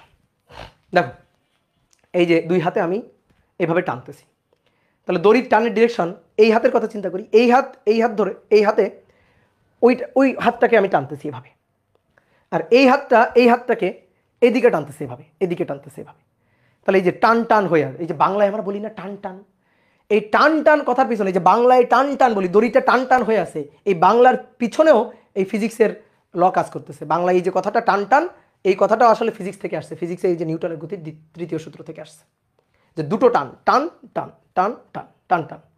বুঝলা? তাহলে বাংলাও আসলে ফিজিক্স থেকে আসছে, বুঝলা? কি ক্লিয়ার? দেখো এক টান না থাকলে আরেক টান থাকবে না। ধরো আমি এই টানটা সরাই দিলাম, নেই, দড়ি ছেড়ে দিছি, তুমি হাজার চেষ্টা করেও এই এই এক হাত দিয়ে ধরে দড়িটাকে দেখো তো টান টান করতে পারো কিনা, টানতে পারো কিনা, দেখো টানা যাবে না। যখন একটা টান নেই তখন আরেকটা টানও নেই, একটা টান নাই গায়েব তো আরেকটা টানও কিন্তু গায়েব, যেই দড়িতে কিন্তু কোনো টানই নেই। এই হচ্ছে কথা, যে জোড়ায় জোড়ায় কাজ করে সর্বদা, জোড়ায় জোড়ায়। এরকম বহুত উদাহরণ আছে। ধরো তুমি ভূমির উপর দাঁড়ানো আছো, তুমি ভূমিতে দাঁড়ানো আছো, তাহলে তুমি ভূমিতে দাঁড়ানো থাকলে মাটিতে কিন্তু একটা বল প্রয়োগ করতেছো, ঠিক আছে? তুমি কিন্তু এই তলে একটা বল প্রয়োগ করতেছো, তাহলে তলে তোমার প্রযুক্ত বল হচ্ছে এফ, তুমি তলে দিচ্ছ, এটা F1। এবার তলও কিন্তু তোমাকে একটা বল দিবে, তলও কিন্তু তোমাকে একটা বল দিচ্ছে, এই বলটা হচ্ছে F2। তাহলে ক্রিয়া এবং প্রতিক্রিয়া পরস্পর সমান, F1 এবং F2, এই যে এরা পরস্পর সমান এবং দিক বিপরীত। তারপরে এখানে এই যে T1 এবং T2 এরা পরস্পর সমান এবং এদের দিক বিপরীত। একটা বল সরায় নাও, দেখো আর একটা বলও গায়েব হয়ে যাবে। তুমি এই তলে পা রেখো না, তুমি এই তলে পা রাখো না, লাফ দিয়ে উপরে ওঠো, তাহলে তলের সাথে দেখো তোমার পায়ের সংযোগ নেই, তাহলে তলের সাথে যখন পায়ের সংযোগ নেই তখন তুমিও বল দিচ্ছ না, তলও তোমাকে বল দিবে না, ঠিক আছে? যতক্ষণ তুমি ক্রিয়া দিচ্ছ ততক্ষণ প্রতিক্রিয়া হচ্ছে, যে ক্রিয়া এবং প্রতিক্রিয়া একসাথে কাজ করে, যতক্ষণ ক্রিয়া থাকবে ঠিক ততক্ষণ প্রতিক্রিয়া থাকবে, বুঝলে? এরকম বহুত উদাহরণ হতে পারে, এরপরে তো আমরা দেখবই যে বল জোড়ায় জোড়ায় কাজ করে, এরকম হাজার হাজার উদাহরণ আমাদের সামনে আসবে। এবার একটা খুব গুরুত্বপূর্ণ প্রশ্ন, যে এই যে বস্তুটা, এই বস্তুটার উপরে তুমি বল প্রয়োগ করলা, তুমি যে পরিমাণ বল প্রয়োগ করলা, তুমি যদি 10 নিউটন বল প্রয়োগ করো, বস্তুটাও তোমাকে সেম পরিমাণ প্রতিক্রিয়া দিচ্ছে, ঠিক আছে? তুমি ভূমিতে দাঁড়ানো আছো, তুমি ভূমিতে 10 নিউটন বল প্রয়োগ করলেও ভূমিও তোমাকে 10 নিউটন বল দিচ্ছে। তুমি এই ব্লকটার কথাই চিন্তা করো না, এই ব্লকটাকে তুমি যে বলে ঠেলতেছো, ব্লকটাও তোমার উপর সেই পরিমাণ প্রতিক্রিয়া বল দিচ্ছে। কিন্তু আমার প্রশ্নটা হচ্ছে তাহলে তুমি ওকে যে বলে ঠেলতেছো, ও যদি তোমাকে সেম বল দেয়, সেম বল দিয়ে ঠেলে, তাহলে তো ভাই এই ব্লকটাকে সরানো যাবে না, তাই কি না? এই যে ব্লকটা, এই ব্লকটাকে তুমি ঠেলতেছো, এই ব্লকটাকে তুমি ঠেলতেছো, তুমি যে বল দিয়ে ঠেলতেছো, ব্লকটা তো সেই বল দিচ্ছে। তাহলে তুমি 10 নিউটন বল দিলে, ও তো বিপরীত দিকে 10 নিউটন বল দিচ্ছে। তাহলে লব্ধি কত? এই দুইটার লব্ধি কত? লব্ধি বল কত? 10 বিয়োগ 10, বিপরীত দিকে না, 10 বিয়োগ 10, তাহলে লব্ধি হচ্ছে 0। তাহলে এই ব্লকটা তো নড়ার কথা না, কিন্তু তুমি দেখো তো খেয়াল করো তো, তুমি যদি ব্লক রেখে এরকম ভাবে ধাক্কা দাও, ব্লক তো সরে যাবে, তল দিয়ে গতিশীল হয়ে যাবে না, ঠিক আছে? তোমার বাসায় ধরো, তোমার আশেপাশে টেবিলের পরে যদি একটা বই থাকে, একটা কলম থাকে, সে কলমটা বা বইটাকে একটু ধাক্কা দাও, দেখো তো এটা গতিশীল হয়ে যাবে না? তাহলে কি হইলো? এই দুইটা বল সমান সমান, তাহলে এই দুইটা লব্ধি 0, তাহলে তো এই ব্লকটাকে নড়ানোরই কথা না, ব্লকটা তো নড়বেই না, ওখানে জায়গায় স্থির থাকবে। কিন্তু তারপর আমরা প্র্যাকটিক্যালি দেখি ব্লকে ধাক্কা দিলে ব্লকটা নড়ে যায়। কেন নড়ে যায়? যদি লব্ধি 0 হবে তাহলে তো নড়ার কথা না। এইবার শোনো, লব্ধি তো করা যাবে না, তুমি লব্ধি করেই তো ভুল করছো, এই জায়গাটাই তো ভুল, যে তুমি লব্ধি করছো কেন? লব্ধি তো করা যাবে না, ক্রিয়া প্রতিক্রিয়ার লব্ধি হয় না কখনো, ক্রিয়া প্রতিক্রিয়ার, এটা তো মারাত্মক ভুল করে ফেলছি আমরা, ক্রিয়া প্রতিক্রিয়ার লব্ধি হবে না, লব্ধি হয় না। হ্যাঁ, ক্রিয়া আর প্রতিক্রিয়া এদের মান সমান, দিক বিপরীত, বাট লব্ধি কেন হবে? ক্রিয়া যে বস্তুর উপর, প্রতিক্রিয়া কি সেই বস্তুর উপর? ক্রিয়া যে বস্তুর উপর, প্রতিক্রিয়া সেই বস্তুর উপর না। লব্ধি আমরা কখন করি? একটা বস্তুর উপর একাধিক বলের ক্রিয়া করলে লব্ধি করি। ধরো এই একটা বস্তু, এই বস্তুটিকে তুমি টানতেছো 10 নিউটন বল দিয়ে, আরেকজন টানতেছে 5 নিউটন বল দিয়ে, এই দুইটা বলের মধ্যবর্তী কোণ 60 ডিগ্রি, তখন আমরা লব্ধি বের করি, তখন লব্ধি হবে। কিন্তু ক্রিয়া যে বস্তুর উপর, প্রতিক্রিয়া তো সেই বস্তুর উপর না। দেখো তো, তুমি ব্লকটাকে ঠেলতেছো, ভালো করে মাথায় ঢুকাও কথা, তুমি ব্লকটাকে ঠেলতেছো আর ব্লক তোমাকে ঠেলতেছে, তাহলে তুমি বল দিচ্ছ ব্লকটার উপর, ব্লক বল দিচ্ছে তোমার হাতের উপর, দুইটা আলাদা আলাদা ক্রিয়াবিন্দু না?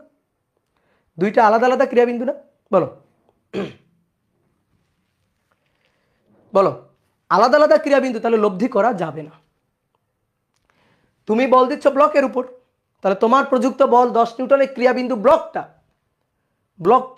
তাহলে আমি যদি বলি ব্লকের উপর কয়টা বল ক্রিয়া করছে, ব্লকের উপর, দেখো ব্লকের গতি চিন্তা করো, ব্লকের উপর বল ক্রিয়া করতেছে তোমার 10 নিউটন বল, তুমি ব্লককে 10 নিউটন বলে ধাক্কা দিচ্ছ, তাহলে তুমি ব্লককে 10 নিউটন বলে ধাক্কা দিলে ওই 10 নিউটন বল নিয়েও চলতে থাকবে, আর ও তোমার উপর দিচ্ছে 10 নিউটন বল, তাহলে দুইটা তো আলাদা আলাদা ক্রিয়াবিন্দু হলে তো লব্ধি করা যায় না।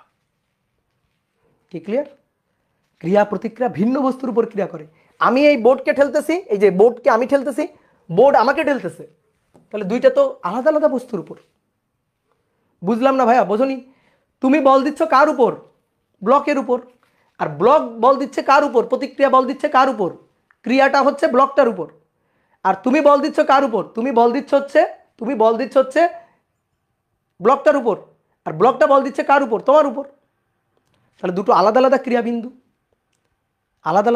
তাহলে লব্ধি কেমনে করবা? ধরো একটা বস্তু 2 কেজি ভরের একটা বস্তুর উপর বল 10 নিউটন, 4 কেজি ভরের একটা বস্তুর উপর বল 10 নিউটন, তুমি এই দুটো বলের লব্ধি করবা? এই দুটো বলের তো লব্ধি করা যাবে না। এখন আমি বলবো তো ভাই আমি তাহলে পিছনে সরে যাই না কেন? তুমি পিছনে সরে যাও না কেন জানো? কারণ তুমি যে তলে দাঁড়ানো আছো সেই তলে যে ফ্রিকশন আছে, এই কারণে তুমি পিছনে সরে যাও না। কিন্তু তুমি একটা পিচ্ছিল তলে দাঁড়াই দেখো তো, একটা পিচ্ছিল তলে কোনো একটা বস্তুকে ঠেলতে যাবা, দেখবা তুমি সরে যাচ্ছ। ঠিক আছে, এই যে ব্লকটা, এই ব্লকের উপর 10 নিউটন, তাহলে ব্লকটা 10 নিউটন বলে চলবে, এই 10 নিউটন বলে চলবে, ব্লকটা 10 নিউটন বলে চলবে। এবার ধরো তুমি, তোমার উপর প্রযুক্ত বল, দেখো তোমাকে আমি আলাদা করে দেখাই, এই যে তোমার উপর প্রযুক্ত বল তোমার উপর ব্লক কর্তৃক প্রযুক্ত বল এই যে 10 নিউটন। তারপরে তুমি যে তলে দাঁড়ানো আছে, এই যে সরে যায় না কেন? অনেকে বললা যে ভাই সরে যায় না কেন? কারণ তুমি যে তলে দাঁড়ানো আছে সেই তলে তো একটা ফ্রিকশন ফোর্স আছে, এই কারণে তো তুমি নড়ো না। হ্যাঁ, বক্সের তলেও তো ফ্রিকশন আছে, তাহলে বক্স কেন নড়ে? খুব গুরুত্বপূর্ণ মনে করো যে কনসেপচুয়াল কোশ্চেন, ভালো কোশ্চেন করছো, যে ব্লক কেন নড়ে? ঘর্ষণ বলের একটা স্থিতি ঘর্ষণ বলের একটা সর্বোচ্চ মান আছে, তুমি যদি সেই বলের চেয়ে বেশি বল দিতে পারো তাহলে তো বস্তু গতিশীল হয়ে যাবে। তুমি যদি সেই বলের চেয়ে বেশি বল দাও তাহলে বস্তু গতিশীল হয়ে যাবে। ধরো এই ব্লকের উপর বল হচ্ছে 10 নিউটন, এখন ব্লকের উপর যে ঘর্ষণ বলটা ক্রিয়া করতেছে সেই ঘর্ষণ বলটা ধরো 5 নিউটন, তাহলে তো ব্লকটা গতিশীল হবেই। ঠিক আছে, আমরা যখন ঘর্ষণ পড়ি তখন দেখবো এই জিনিসগুলো। তোমার উপর ঘর্ষণ বল আর বস্তুর উপর ঘর্ষণ বল তো একই রকম না, এই কারণে দেখবা তুমি অনেক ভারী বস্তু নাড়াইতে পারতেছো না। কেন? তুমি তো ভারী একটা বস্তু, বিশাল বড় ভারী একটা আলমারি তুমি ঠেলতেছো, নাড়াইতে পারতেছো না। কেন নাড়াইতে পারতেছো না? কারণ তুমি যে বলটা দিচ্ছ সেই বলটা ওই তলের ফ্রিকশনকে অতিক্রম করার জন্য যথেষ্ট না, এই কারণে তুমি বস্তুটাকে ঠেলে সরাইতে পারবা না। তাহলে ফ্রিকশনকে অতিক্রম করার জন্য অনেক বেশি বল যদি তুমি দাও তাহলে তুমি বস্তুটাকে নাড়াইতে পারবা। ঠিক আছে, অনেক সময় দেখবা ভারী বস্তু বিশাল ধাক্কা দিছো, ধাক্কা দিয়ে বস্তু সরে নাই, তুমি উল্টা সরে আসছো। ভারী ভারী একটা বস্তু তুমি ধাক্কা দিছো, ধাক্কা দিয়ে তুমি সরো নাই, মানে বস্তু সরে নাই, তুমি উল্টা সরে আসছো। এরকম হয় না? চিন্তা করে দেখো তো। এটাই হচ্ছে কথা।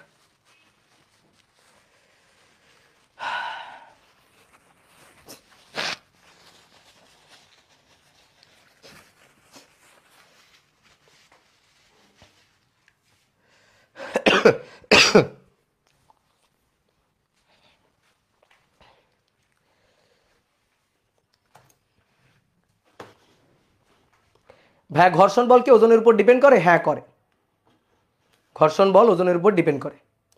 কি স্ক্রিন কি ব্লার? কেন ব্লার হবে? দেখো দেখো আবার ঠিক হয়ে যাবে, ক্লিয়ার আছে, ওকে।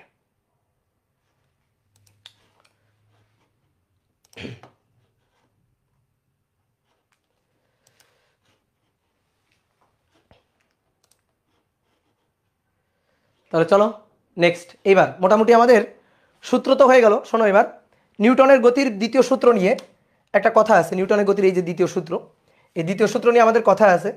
এই দ্বিতীয় সূত্র নিয়ে কিন্তু সামনের দিনও আরও অনেক আলোচনা আছে। এই যেটা সেটা হচ্ছে 9-10-এর ব্যাপারটা তোমাকে দেখানো হয়েছে। নিউটনের গতির 3টা দরজা, দ্বিতীয় সূত্রের 3টা দরজা, একটা দরজা খুলে তোমাকে দেখাইছি, বাকি 2টা দরজা খুলে তোমাকে এখনো দেখাইনি। তো ওটা আমরা নেক্সট দিন দেখবো। তো আজকে আসলে আমরা কয়েকটা ম্যাথ প্রবলেম সলভ করি। তো তার আগে 2টা প্রশ্নের উত্তর দিবা। একটা প্রশ্ন তো অলরেডি হয়ে গেল, সেটা হচ্ছে ক্রিয়া প্রতিক্রিয়া লব্ধি সৃষ্টি করে না কেন? ক্রিয়া, এটা 2 মার্কের প্রশ্নের জন্য খুবই ইম্পর্টেন্ট। ক্রিয়া প্রতিক্রিয়া লব্ধি সৃষ্টি করে না কেন? করে না কেন? এটার উত্তর অলরেডি তোমরা পেয়ে গেছো, তাহলে সুন্দর করে পরীক্ষা আসলে লিখবা। এবার তুমি একটা জিনিস এখান থেকে একটা অপশনে আমি 4টা চিত্র এঁকে দিচ্ছি, তুমি বলবা কোন ক্ষেত্রে বস্তুর উপর বল প্রযুক্ত হয়েছে, কোন ক্ষেত্রে বস্তুর উপর বাহ্যিক বল প্রযুক্ত হয়েছে, বাহ্যিক বল প্রযুক্ত হয়েছে। ঠিক আছে, অপশনগুলো দেখে তোমরা উত্তরটা খুঁজে বের করবা। Option A, option B, option C আর অপশন ডি। দেন আমরা তারপর কয়েকটা ম্যাথ প্রবলেম সলভ করব।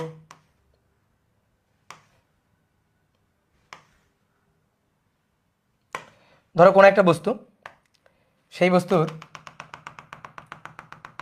এই পাশে ইনিশিয়াল, এই পাশে ফাইনাল। তো ধরো একটা বস্তু, বস্তুটার ভর হচ্ছে 2 কেজি, বস্তুটা 4 মিটার পার সেকেন্ড বেগ নিয়ে যাচ্ছে। বস্তুটার ভর হচ্ছে 2 কেজি, বস্তুটা 3 মিটার পার সেকেন্ড বেগ নিয়ে যাচ্ছে। বস্তুর ভর 2 কেজি, বস্তুটা 4 মিটার পার সেকেন্ড বেগ নিয়ে যাচ্ছে। বস্তুটার ভর কোনো কারণে হয়ে গেছে 1 কেজি এবং বস্তুটা 4 মিটার পার সেকেন্ড বেগ নিয়ে যাচ্ছে। বস্তুটার ভর 2 কেজি, বস্তুটা 4 মিটার পার সেকেন্ড বেগ নিয়ে x অক্ষ বরাবর যাচ্ছিল। বস্তুটার ভর 2 কেজি আছে এবং বেগও 4 কেজি আছে, সরি, ভর 2 কেজি আছে এবং বেগ 4 মিটার পার সেকেন্ডই আছে, কিন্তু এবার x অক্ষের সাথে একটু কোণ করে যাচ্ছে, কোণ করে যাচ্ছে। এটা 2 কেজি, এটা 4 মিটার পার সেকেন্ড বেগে, এটা 2 কেজি, এটা 4 মিটার পার সেকেন্ড বেগে। তাহলে তুমি বলবা কোন ক্ষেত্রে বাহ্যিক বল প্রযুক্ত হয়েছে আর কোন ক্ষেত্রে বাহ্যিক বল প্রযুক্ত হয়নি। একটা অ্যান্সার না, অ্যান্সার অনেক। কোন ক্ষেত্রে বাহ্যিক বল প্রযুক্ত হয়েছে, কোন ক্ষেত্রে বাহ্যিক বল প্রযুক্ত হয়নি।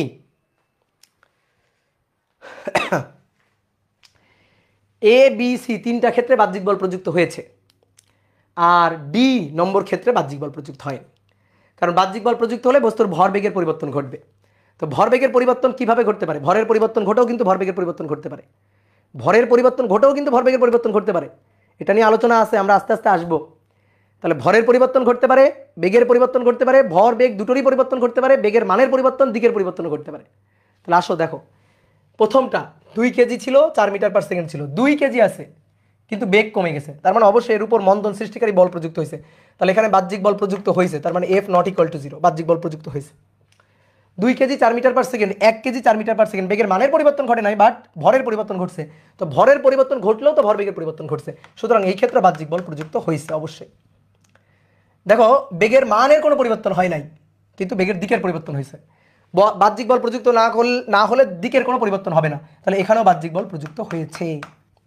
এই ক্ষেত্রে বাহ্যিক বল প্রযুক্ত হয় নাই, কারণ বেগের মান যা ছিল, যে দিক ছিল বেগের মান, সেই দিক একই মান আছে, মান আর দিকের কোনো পরিবর্তন হয় নাই, ইভেন ভরেরও কোনো পরিবর্তন হয় নাই। তার মানে ভর বেগের কোনো পরিবর্তন হয় নাই, ভর বেগ ইনিশিয়ালি যা ছিল ফাইনালও তাই আছে, ঠিক আছে, দিকও একই দিকে আছে। তাহলে ভর বেগের কোনো পরিবর্তন ঘটে নাই এখানে, তাহলে এখানে বাহ্যিক বল প্রযুক্ত হয় নাই, অর্থাৎ F0। ঠিক ক্লিয়ার? তাহলে নিউটনের গতির সূত্র আশা করি আমরা বুঝতে পারছি। ওকে, তাহলে চলো এবার একটু ম্যাথ করি। তো প্রথমে আসো 1 নম্বর ম্যাথ। বলা হচ্ছে 15 নিউটন বল একটি স্থির বস্তুর উপর 4 সেকেন্ড ধরে ক্রিয়া করে। স্থির বস্তুর উপর 4 সেকেন্ড ধরে ক্রিয়া করে, এরপর আর বল ক্রিয়া করলো না, এরপর বল ক্রিয়া করলো না। বস্তু এরপর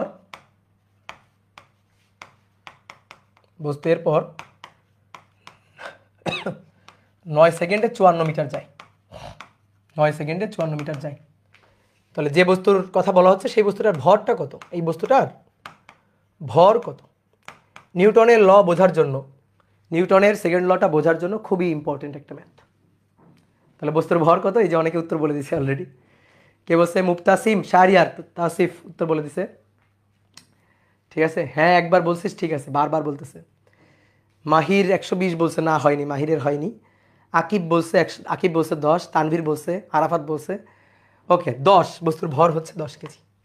তো চলো করে ফেলি। দেখো, একটা স্থির বস্তু, তুমি একটা কাজ করবা কি, দেখো আমি তোমাকে ভেক্টর অধ্যায় বলছি, এখনও বলতেছি, এখন শুরু দিয়ে বলে দিচ্ছি। একটা ম্যাথ যখন আমরা সলভ করব, তখন ম্যাথের চিত্রটা চোখের সামনে ফুটাই তুলব, একটু চিত্র এঁকে নেব, একটু ফিগার এঁকে নিব, কোনো মতে এঁকে নিব, দেখবো ম্যাথের 80% সলভ, 20% বা 10% যেটা বাকি থাকবে সেটা থাকবে হিসাব। ওকে, তাহলে এই যে একটা বস্তু, এই বস্তু স্থির বস্তু, তাহলে U0। এই বস্তুর উপর বল ক্রিয়া করছে, কত সেকেন্ড ধরে বলটা ক্রিয়া করছে? 4 সেকেন্ড ধরে ক্রিয়া করছে, 15 নিউটন বল। তাহলে চিন্তা করো, স্থির বস্তুর উপর যদি 4 সেকেন্ড ধরে 15 নিউটন বল ক্রিয়া করে, তাহলে তার বেগটা তো আর শূন্য থাকবে না, সেই বস্তুটা তো আর স্থির থাকবে না, তাহলে সেই বস্তু একটা বেগ অর্জন করবে, সেই অর্জিত বেগটা হচ্ছে ভি। 4 সেকেন্ড পর আর বল ক্রিয়া করে নাই, তাহলে বল ক্রিয়া করে নাই মানে বস্তু যেভাবে যে বেগে ছিল ওইভাবে ওই বেগে চলতে থাকবে, তার মানে কি বস্তু স্থির থাকবে না, তার মানে বস্তু স্থির থাকবে না, বস্তু একটা বেগ অর্জন করছে 4 সেকেন্ড পরে, তাহলে বস্তু ওই বেগটা নিয়েই বাকি পথ চলতে থাকবে। এইবার প্রশ্ন হচ্ছে বাকি পথ সে যাবে কিভাবে? বল তো প্রযুক্ত হয়নি, এখানে তো বল নেই, তাহলে বল প্রযুক্ত হয়নি, তার মানে বস্তুর ত্বরণ হবে না, মন্দন হবে না, তাহলে বস্তু গতি জড়তায় যাবে, যে অবস্থায় আছে সেই অবস্থা বজায় রাখবে, বেগ অর্জন করছে এই বেগ নিয়ে সে চলতে থাকবে, তাহলে বস্তু এই পথটুকু যাবে হচ্ছে সমবেগে। এটা বুঝলে তোমার ম্যাথ শেষ। যতক্ষণ বল প্রযুক্ত হচ্ছে ততক্ষণ ত্বরণ হচ্ছে, বল প্রযুক্ত হয়নি তার মানে আর ত্বরণ নাই, তাহলে বস্তু সমবেগে যাবে, এইখানে কিন্তু ত্বরণ আছে। তাহলে সমবেগে বস্তু 54 মিটার গেছে, 54 মিটার কয় সেকেন্ডে? 9 সেকেন্ডে, 9 সেকেন্ডে। তাহলে সমবেগটা বের করা যাবে না, এস ইকুয়াল টু ভিটি, তাহলে V equal to S by T. S এর মান 54, সময় 9, তাহলে বেগের মান 6 মিটার পার সেকেন্ড, বেগের মান 6 মিটার পার সেকেন্ড। এইবার আসো এখানে ফেরত আসি, বেগের মান 6 মিটার পার সেকেন্ড, তাহলে এই পয়েন্টে অর্জিত তার যে বেগটা সেটা 6। এটা আমাদের বল, বস্তুর ভর এমটা আমাদের বের করতে হবে, এম চাইছে। তাহলে আমরা দেখো আদি বেগ জানি, শেষ বেগ জানি, সময় জানি, ত্বরণ বের করতে পারবো, আর ত্বরণ বের করা হইলে এফ ইকুয়াল টু এম, শেষ। ত্বরণ বের করলে এফ ইকুয়াল টু এম, বা আমরা একবারে চাইলেও লিখতে পারি F equal to M A. তাহলে F equal to M, A মানে V minus U divided by T. তাহলে এফ এর মান কত? 15 নিউটন। এম এর মান বের করতে চাই, ভি এর মান 6, ইউ এর মান 0, টি এর মান 4। তাহলে 6/4 মানে 3/2, 15 দুগুণে 30 ভাগ 3, তাহলে 10, অতএব এম হচ্ছে 10 কেজি। তাহলে বস্তুর ভর কত? 10 কেজি, এটাই অ্যান্সার, শেষ হয়ে গেল। ঠিক আছে, ডান, ম্যাথ কমপ্লিট, ইজি ম্যাথ। এবার আসো 2 নম্বর। বলা হচ্ছে 7 নিউটন মানের কোনো বল, কোনো বস্তুর উপর প্রযুক্ত হলে, কোনো বস্তুর উপর প্রযুক্ত হলে ত্বরণ 3 মিটার পার সেকেন্ড স্কয়ার। এই বলের সাথে 5 নিউটন বল 60 ডিগ্রি কোণে ক্রিয়ারত থাকলে,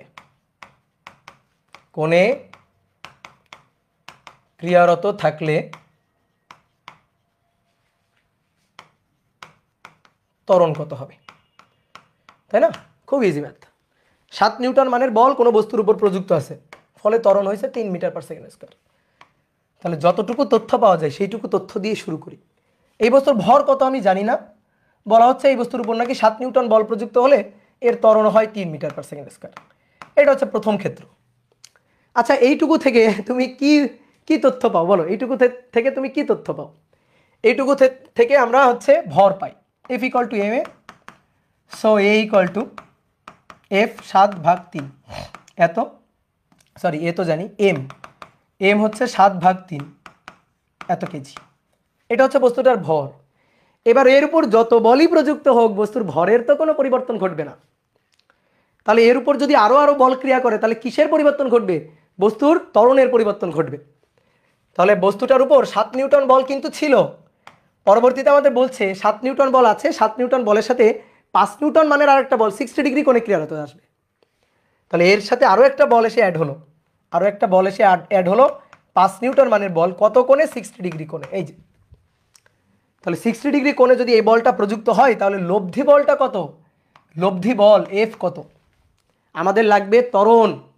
তাহলে আমরা কি করব? এই দুটো বলের লব্ধিটা আগে বের করব, যে লব্ধি প্রযুক্ত বলটা কত, আর ভরের মান তো জানি 7/3 কেজি।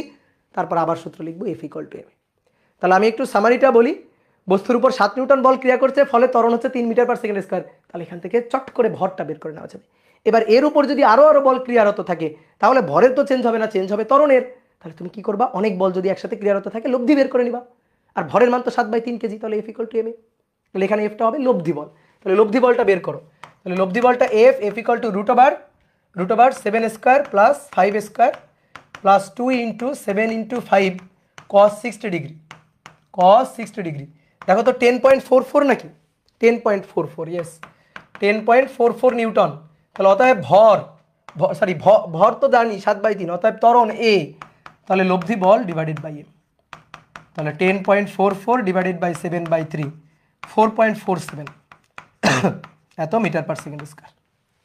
এই তো, ঠিক আছে, সহজ ম্যাথ, খুবই খুবই সহজ। ডান ডান ডান।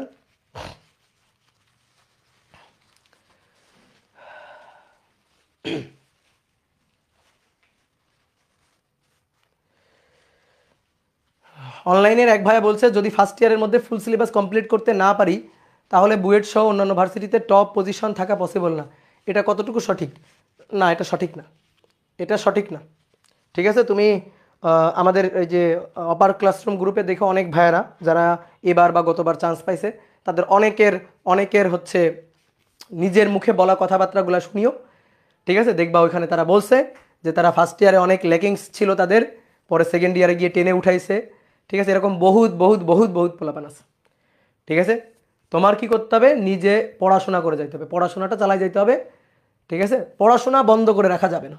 ঠিক আছে, পড়াশোনা বন্ধ করে রাখা যাবে না, আর পড়ানোর সময় ফালতু কমেন্ট করা যাবে না। এটা যদি ফালতু কমেন্ট যদি না করো তাহলে দেখবা চান্স পেয়ে গেছো। পড়ার সময় দেখবে এক ধ্যান জ্ঞানে পড়তে থাকবা, পড়ার সময় এক ধ্যান জ্ঞানে পড়তে থাকবা, তাহলেই হবে। এবার বলা হচ্ছে 3 কেজি ভরের সমতরণে চলমান কোনো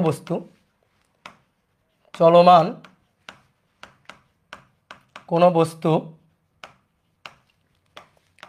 নাইনথ ও 19th মানে 9তম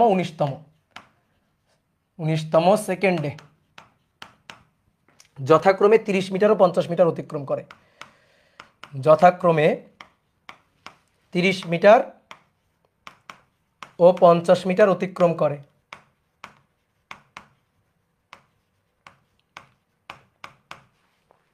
বস্তুর উপর প্রযুক্ত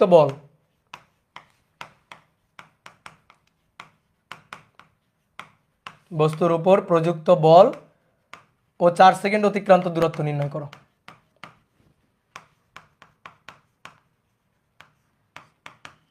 সেকেন্ডে বস্তুর অতিক্রান্ত দূরত্ব নির্ণয় করো। করো তো দেখি, করো। 3 কেজি ভরের সমতরণে চলমান কোনো বস্তু, সমতরণে চলমান কোনো বস্তু 9তম আর 19তম সেকেন্ডে যথাক্রমে 30 মিটার ও 50 মিটার অতিক্রম করে। ঠিক আছে, ইউকি জিরো, এই তো একটা কথা, ইউকি জিরো একবারও বলছে, আদিবেগ কি জিরো একবারও বলছে? এখানে বলছে বস্তু সমতরণে চলতেছে, তা আদিবেগ জিরো এরকম কোনো কথা তোমাকে বলছে? বলে নাই। তাহলে আদিবেগ জিরো তোমাকে বলে নাই, যেহেতু তুমি কেন ভাববা আদিবেগ জিরো? আদিবেগ জিরো না, আদিবেগ থাকতেও পারে, আমরা বের করে দেখব। তাহলে টি-তম সময় অতিক্রান্ত দূরত্বের সূত্র লাগবে, টি-তম সময়ে অতিক্রান্ত দূরত্বের সূত্র লাগবে। টি-তম সময় অতিক্রান্ত দূরত্বের সূত্র STH, এটা equal to U plus half A 2t minus 1। আশা করি আমরা এটা জানি। টি-তম সময়, তাহলে ধরি বস্তুটা ইউ আদিবেগ নিয়ে, ধরি যে বস্তুটা ইউ আদিবেগ নিয়ে এ ত্বরণে চলতেছিল, এ ত্বরণে বস্তুটা চলতেছিল। তো 9তম সেকেন্ডে 30 মিটার আর 19তম সেকেন্ডে 50 মিটার দূরত্ব অতিক্রম করে। নাও এখানে বসাও। তাহলে প্রথম ক্ষেত্রে অতিক্রান্ত দূরত্ব 30, ইউ আদিবেগ প্লাস হাফ এ 2t, তাহলে 2 × 9তম 9 মাইনাস 1। তাহলে অতএব সুন্দর করে সাজাই লিখলে ইউ প্লাস 9 × 18 বিয়োগ 1 17, 17/2 এ ইকুয়াল টু 30, সমীকরণ নম্বর 1। এবার দ্বিতীয় ক্ষেত্রে এটা হবে 50 সমান U plus half A 2 × t, T কত? টি এর মান 19 বিয়োগ 1, তাহলে 19 গুণ 2 38 বিয়োগ 1 37, তাহলে অতএব ইউ প্লাস 37/2 এ এটা সমান 50। এবার এই দুইটা সমীকরণে আননোন কোয়ান্টিটি দুটো, একটা ইউ আর একটা এ। দেখো ইউ আর এ আননোন কোয়ান্টিটি দুটো, ইকুয়েশন পাইলাম দুটো, আননোন কোয়ান্টিটি দুটো, ইকুয়েশন পাইলাম দুটো। কে সলভ করবে বলো? কে সলভ করবে? ক্যালকুলেটর সলভ করবে।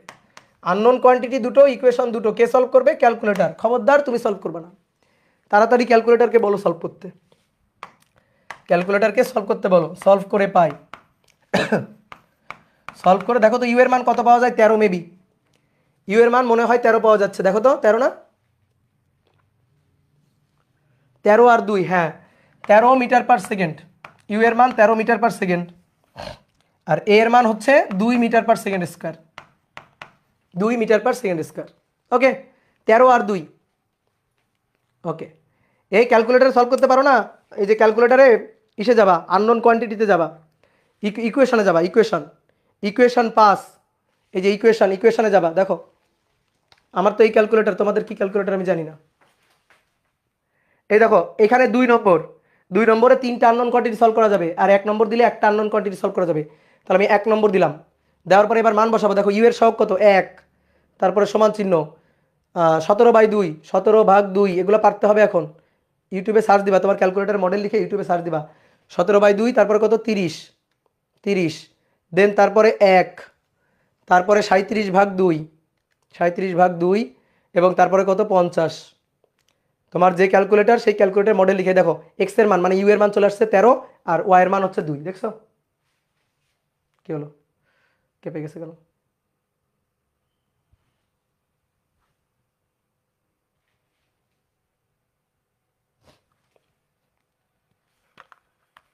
দাঁড়াও দাঁড়াও, ফোকাস সরে গেছে। হ্যাঁ এই যে দেখো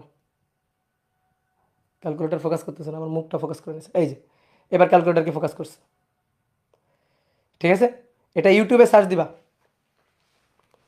তোমার ক্যালকুলেটর মডেল লিখে কিভাবে সলভ করতে হয় ইউটিউবে সার্চ দিবা, বুঝছো? এবার আসো, আমাদের বলতেছে বস্তুর উপর প্রযুক্ত বল শেষ, F equal to M A. M কত কেজি? 3 কেজি। এর মান 2, 6 নিউটন। আর 4 সেকেন্ডে অতিক্রান্ত দূরত্ব, 4তম না কিন্তু, এটা 4 সেকেন্ডে। তাহলে 4 সেকেন্ডে অতিক্রান্ত দূরত্ব ইউটি প্লাস হাফ ইটি স্কোয়ার।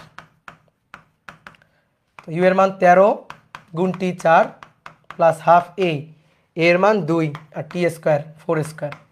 তো এখান থেকে হিসাব করবা, 13 গুণ 4 52 যোগ 0.5 গুণ 2 গুণ 4 স্কোয়ার, 68 মিটার। 4 সেকেন্ড অতিক্রান্ত দূরত্ব 68 মিটার। বুঝলা? এই হচ্ছে ঘটনা।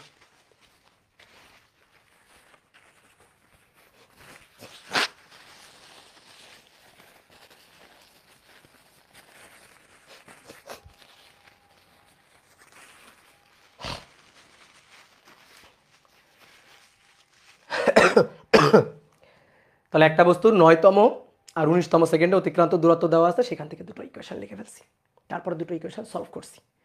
সলভ করার কাজটা কিভাবে করছি? ক্যালকুলেটর করছি।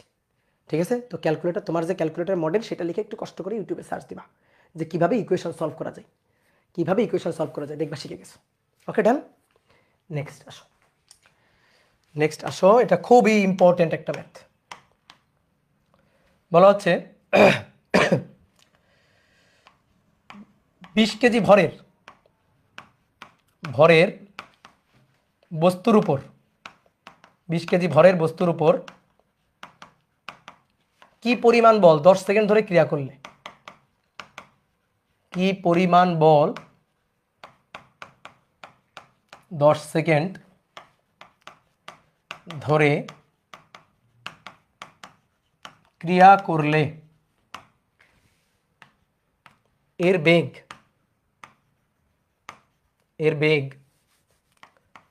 4i minus 5j, 4i minus 5j plus 3k এত মিটার পার সেকেন্ড থেকে 8i plus 3j minus 5k এত মিটার পার সেকেন্ড হবে, এত থেকে এত হবে, মানে বেগের পরিবর্তন হবে। একটু ভেক্টর ফরম্যাটে বলছে,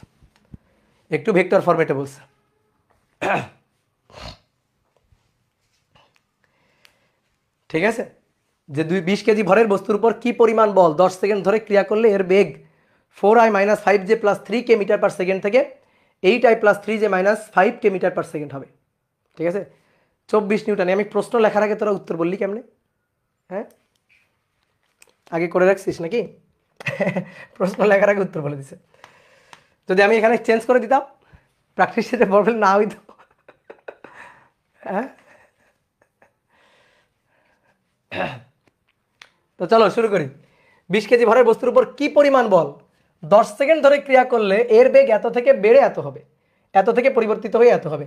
তাহলে ভাই এটা আদি বেগ ইউ না, এটা ভেক্টর ফরম্যাটে আছে, এটা শেষ বেগ ভি ভেক্টর ফরম্যাটে আছে। তাহলে আদি বেগ ইউ এর মানটা বের করি, আদি বেগ ইউ এর মানটা বের করি। তো সহজ math, 4 square plus 5 square plus 3 square, এই যে -5 বর্গ করলে আসলে +5ই হয় আর কি, +5 বর্গই হয়। তাহলে 4 4 16 যোগ 25 যোগ 3 3 9, তাহলে √50, এটা √50। ভি এর মান V equal two √8 square plus 3 square plus 5 square, তাহলে 8 8 64, 8 8 64, 3 3 9, 5 5 25, √98, √98। ওকে, তাহলে আমাদের লাগবে বল, কি পরিমাণ বল, F equal to M A, M A, A মানে কি V minus U divided by T. এর চেয়ে সহজ ম্যাথ আর হয়? কয় কেজি ভরের বস্তু? 20 কেজি ভরের বস্তু। আর ভি এর মান √98, ইউ এর মান √50 ডিভাইডেড বাই টি হচ্ছে 10 সেকেন্ড। তাহলে √98 বিয়োগ √50, ঠিক আছে, এর সাথে গুণ হচ্ছে 2, গুণ হচ্ছে 2, তাহলে 4√2 নিউটন, 4√2 নিউটন। কি তোরা বললি 24, 4√2 নিউটন, কি তোরা বললি 24? হ্যাঁ, হয় নাই তো। আদি বেগ ভেক্টর দেওয়া আছে, শেষ বেগ ভেক্টর দেওয়া আছে, খুবই সহজ জিনিস, আদি বেগ ভেক্টর শেষ বেগ ভেক্টর দুটোই দেওয়া আছে। তাহলে আদি বেগ ভেক্টরের মানটা বের করছি, শেষ বেগ ভেক্টর দেওয়া আছে মানটা বের করছি, তাহলে বেগের পরিবর্তন, উপরে বেগের পরিবর্তন V minus U divided by T গুণ এম। রুট কেন হবে? কেন মান বের করতে গেলে রুট হবে না? মান বের করতে গেলে রুট হবে না, তো তাই রুট হয়েছে। হ্যাঁ, ঠিক আছে, হয়েছে, বলো। এই যে এই আহাম্মকি অনেকে করে, করার পরে আর উত্তর মেলে না, ঠিক আছে, এটা ভুল, এটা করা যাবে না। ভেক্টর ফরম্যাটে থাকলে চট করে এটা করা যাবে না, ভেক্টর ফরম্যাটে থাকলে খবরদার চট করে এটা করা যাবে না। কেন এটা করা যাবে না? কেন এটা করা যাবে না? তুমি তো দিকের ব্যাপারটা একেবারেই নেগলেক্ট করলা, দিকের ব্যাপারটা তো একেবারেই নেগলেক্ট করলা, এটা করা যাবে না, এটা হয় না। তাহলে আসো এবার ঠিকটা বুঝি, এবং এটা কেন ভুল গেছে আগে সেটা বুঝি। আগে এটা যে কেন ভুল গেল সেইটা তো আগে বুঝি। দেখো একটা জিনিস খেয়াল করো, দেখো আমি তোমার দ্বিমাত্রিক ব্যাপারটাই দেখাই। ধরো একটা এক্স অক্ষ, এটা ওয়াই অক্ষ। ধরো আমরা ত্রিমাত্রিকে যাচ্ছি না, আগে দ্বিমাত্রিক দিয়ে বুঝি। ধরো তো কোনো একটা বস্তু, তার বেগ ধরো, আদি বেগ ধরো 4i + 3j এত মিটার পার সেকেন্ড, এটা হচ্ছে তার আদি বেগ ভেক্টর। হ্যাঁ, তাহলে 4i + 3j, তাহলে 4 3, তাহলে 4 3, এটাকে যদি আঁকি তাহলে এইদিকে হবে এটা, এইটুকু হচ্ছে 4 আর এইটুকু হচ্ছে 3, তাহলে এটা হচ্ছে তার আদি বেগ ভেক্টর। এবার মনে করো শেষ বেগ ভেক্টরটা হচ্ছে, শেষ বেগ ভেক্টরটা হচ্ছে 2i + 6j, এটা হচ্ছে শেষ বেগ ভেক্টর, এটা হচ্ছে ভি। তাহলে 2i + 6j, তাহলে এখান থেকে 2 ঘর, তারপরে উপরে 6 ঘর, তাহলে এরকম একটা হবে। এই যে এখান থেকে এটা হচ্ছে 2 ঘর, তারপরে উপরে 6 ঘর, তাহলে এটা হচ্ছে শেষ বেগ ভি। তুমি দেখো তো ভাই, আদি বেগ আর শেষ বেগ দুটো কি একই দিকে? এদের মধ্যবর্তী একটা কোণ আছে। আদি বেগ আর শেষ বেগ এরা দুইজন যদি একই দিকে সরল রৈখিকভাবে থাকতো, তাহলে হ্যাঁ আমি এটা করতে পারতাম, তাহলে এটা আমি করতে পারতাম। সরল রৈখিকভাবে একই দিকে যদি ইউ এবং ভি থাকে, তাহলে আমরা এ সমান সমান V minus U divided by T লিখতে পারি। কিন্তু এভাবে থাকলে তো লিখতে পারবো না। আদি বেগ আর শেষ বেগ দেখো দুইটা দুই দিকে, এদের মধ্যবর্তী একটা কোণ আছে, তুমি কোণের ব্যাপারটা তো খেয়ালই করলে না। তোমার যদি হ্যাঁ এভাবে করতে হয়, তুমি দেখো এখানে ভি মাইনাস ইউ করতেছো, তো এই ভি মাইনাস ইউ এটা কি ভেক্টর বিয়োগ না? তোমার তো এই v minus u del v এর মানটা দরকার, বেগের পরিবর্তনের মানটা দরকার। তাহলে এর জন্য আগে ভি মাইনাস ইউ ভেক্টরের মানটা বের করো। তো তার জন্য কিভাবে করতে হয়? তোমাকে যদি আমি বলতাম এই দুটো ভেক্টর যোগ করো, তাহলে তুমি যোগ কিভাবে করতা? লব্ধি করতে না? তো লব্ধি করতে গেলে কি তুমি ইউ এর মান আর ভি এর মান বের করে সরাসরি যোগ করে দিতা? সরাসরি যোগ করে দিতা? বলো, সরাসরি যোগ করতাম। এখান থেকে ধরো ইউ এর মান আসলো 5, এখান থেকে ভি এর মান আসলো ধরো 8, ধরো আসলো, তাহলে কি যোগ করে 5 আর 8 এটাই বেগের পরিবর্তন? অথবা বিয়োগ করে 5 বিয়োগ 8 এটাই বেগের পরিবর্তন? ভেক্টর রাশির যোগ বিয়োগ কি এভাবে করা যায়? ভেক্টর রাশির যোগ বিয়োগ কি সাধারণ বীজগাণিতিক নিয়মে করা যায়? যায় না, সাধারণ বীজগাণিতিক নিয়মে করা যায় না। তাহলে এইভাবে তো এইভাবে হবে না, ঠিক আছে? তুমি এই যে এইভাবে যেটা করছো এইভাবে হবে না। তোমার হিসাব নিকাশ করতে গেলে এই যে আদি বেগে তোমার যদি বেগের পরিবর্তন বের করতে হয়, তাহলে তুমি ইউ এর মানটা বের করো, তুমি ভি এর মানটা বের করো, তারপরে ডট গুণ দিয়ে তাদের মধ্যবর্তী কোণ বের করো, ডট গুণ দিয়ে, ভেক্টরে পড়ছিলাম, ডট গুণ দিয়ে তুমি তাদের মধ্যবর্তী কোণ বের করো। দেন তারপরে বিয়োগ করা মানে কি? আমরা বিয়োগ করতে পারি কিন্তু, এই যে ভি প্লাস মাইনাস ইউ আমরা কিন্তু বিয়োগ করতে পারি। তাহলে কি করতে হবে? ইউকে উল্টে দিতে হবে, ইউ যেদিকে আছে উল্টে দিতে হবে, এটা মাইনাস ইউ হবে। তারপরে এই যে ভি এবং মাইনাস ইউ এর লব্ধি করলে আমরা ডেল ভি পাবো, ডেল ভি পাবো। কথা বুঝলাম? তাহলে ভেক্টর রাশির হিসাব নিকাশ এরকম বীজগাণিতিক নিয়মে করা যাবে না। তুমি সরাসরি কি করছো? বেগের মান, ইউ এর মান, ভি এর মান বের করে বসাই দিছো। তাহলে কি করতে হবে? ভি এর মান বের করলাম, ইউ এর মান বের করলাম, এই দুইটাকে ডট গুণ দিব, ডট গুণ দিয়ে কোণ বের করব, কোণ বের করে ভি মাইনাস ইউ দরকার, তাহলে ভি মাইনাস ইউ করার জন্য ভি এর সাথে ইউ এর লব্ধি করা যাবে না, ভি এর সাথে ইউ এর বিপরীত ভেক্টর মাইনাস ইউ এর লব্ধি করতে হবে, ইউকে উল্টাই দিতে হবে, ইউকে উল্টাই দিয়ে দেন আবার লব্ধি করতে হবে। এটা তো অনেক ঝামেলা, তোমার যদি আই জে কে ফরম্যাটে দেওয়া থাকে তাহলে তো বেগের পরিবর্তন বের করতে এত বেশি কষ্টের ব্যাপার না, তোমার বেগের পরিবর্তন বের করতে খুবই সহজ ব্যাপার, ডেল ভি বেগের পরিবর্তন বের করতে হবে, তাহলে এটা হবে ভি মাইনাস ইউ। তোমার আই জে কে ফরম্যাটে দেওয়া আছে তো বেগের পরিবর্তন বের করা তো খুবই সহজ জিনিস, তাহলে ভি হচ্ছে এইটাই প্লাস 3j মাইনাস 5k তারপরে মাইনাস ইউ এটা, তাহলে 4i মাইনাসে প্লাস 5j তারপরে মাইনাস 3k। এই যে বেগের পরিবর্তন ভেক্টরটা আগে বের করলাম এখান থেকে, আই জে কে এর আবিষ্কার, আয়ত একক ভেক্টরের আবিষ্কারই তো এই কারণে যাতে তোমার হিসাবটা সহজ হয়, তাহলে এটা ভি এটা ইউ, এই ভি থেকে ইউ বিয়োগ দিব, এই যে ভেক্টর বিয়োগ দিব, সরাসরি মানে যোগ বিয়োগ করা যাবে না তো, তাহলে 8 থেকে 4 বিয়োগ দাও, তাহলে 4i ক্যাপ, তাহলে 3 আর 5 8j ক্যাপ আর মাইনাস 8k ক্যাপ, এইটা হচ্ছে ডেল ভি ভেক্টর। এইবার লেখা যাবে, এবার ঠিক আছে, এবার যদি আমি তোমাকে বলি ডেল ভি এর মান কত বের করো, এইবার ডেল ভি এর মান হচ্ছে এটা, ডেল ভি এই ডেল ভি এর মান, এই যে মডুলাস মান বা ডেল ভি, এটা সমান সমান √4² প্লাস 8² প্লাস মাইনাস 8 তার স্কোয়ার। এইবার মানটা ঠিক আছে, তাহলে 8 64 আর 16, 64 যোগ 64 যোগ 16 144, রুট অ্যান্সার 12। হ্যাঁ, বেগের পরিবর্তনের মানটা 12 মিটার পার সেকেন্ড। আর তুমি যেটা বের করছিলে এখানে √98 √50, দেখো √98 বিয়োগ √50 এই, তাহলে 2√2 হয় নাকি, 2√2 হয় নাই, ঠিক আছে। ভেক্টর রাশির যোগ বিয়োগ সাধারণ বীজগণিতিক নিয়মে করা যায়, এভাবে করা যাবে, এটা তো হয়নি, ভেক্টর রাশির যোগ বিয়োগ তো সাধারণ বীজগণিতিক নিয়মে করা যাবে না।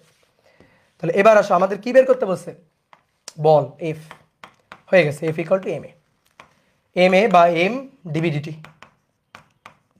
বা del v del t, m কত কেজি 20 কেজি, টি 10 সেকেন্ড আর ডেল ভি এর মান 12, তাহলে 2 গুণ 12 24 নিউটন, এফ এর মান 24 নিউটন। ঠিক আছে,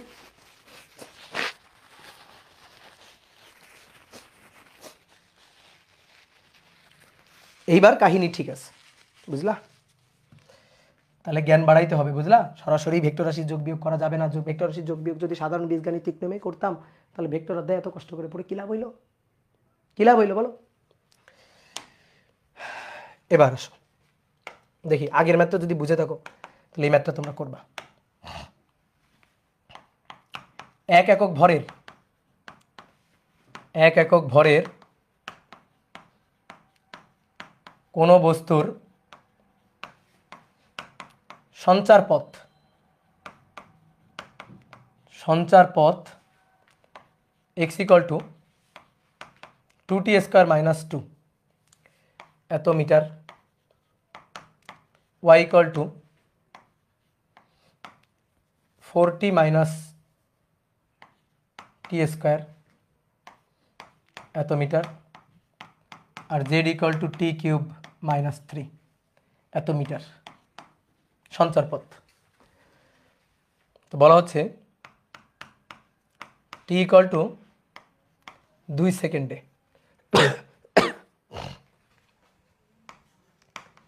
এর উপর প্রযুক্ত বল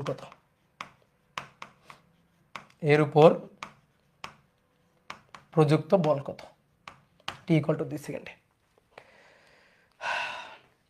একক ভরের একটা বস্তু, তার সঞ্চার পথ দেওয়া আছে, তো সঞ্চার পথে x দেওয়া আছে, y দেওয়া আছে, z দেওয়া আছে, তাহলে বলো তো বস্তুটার গতি কয় মাত্রিক, বস্তুটার গতির কয় মাত্রিক বলো তো, সঞ্চার পথ মানে চলার পথ, তাহলে এই বস্তুটা 3D, এই বস্তুটার গতি হচ্ছে 3D, তাহলে তার x দেওয়া আছে, y দেওয়া আছে, z দেওয়া আছে, 3D বস্তুর গতি 3D, তো বলছে t ইকুয়াল টু 2 সেকেন্ড, এর উপর প্রযুক্ত বল কত, সবচেয়ে সহজ, এই টাইপের ম্যাথ সবচেয়ে সহজ।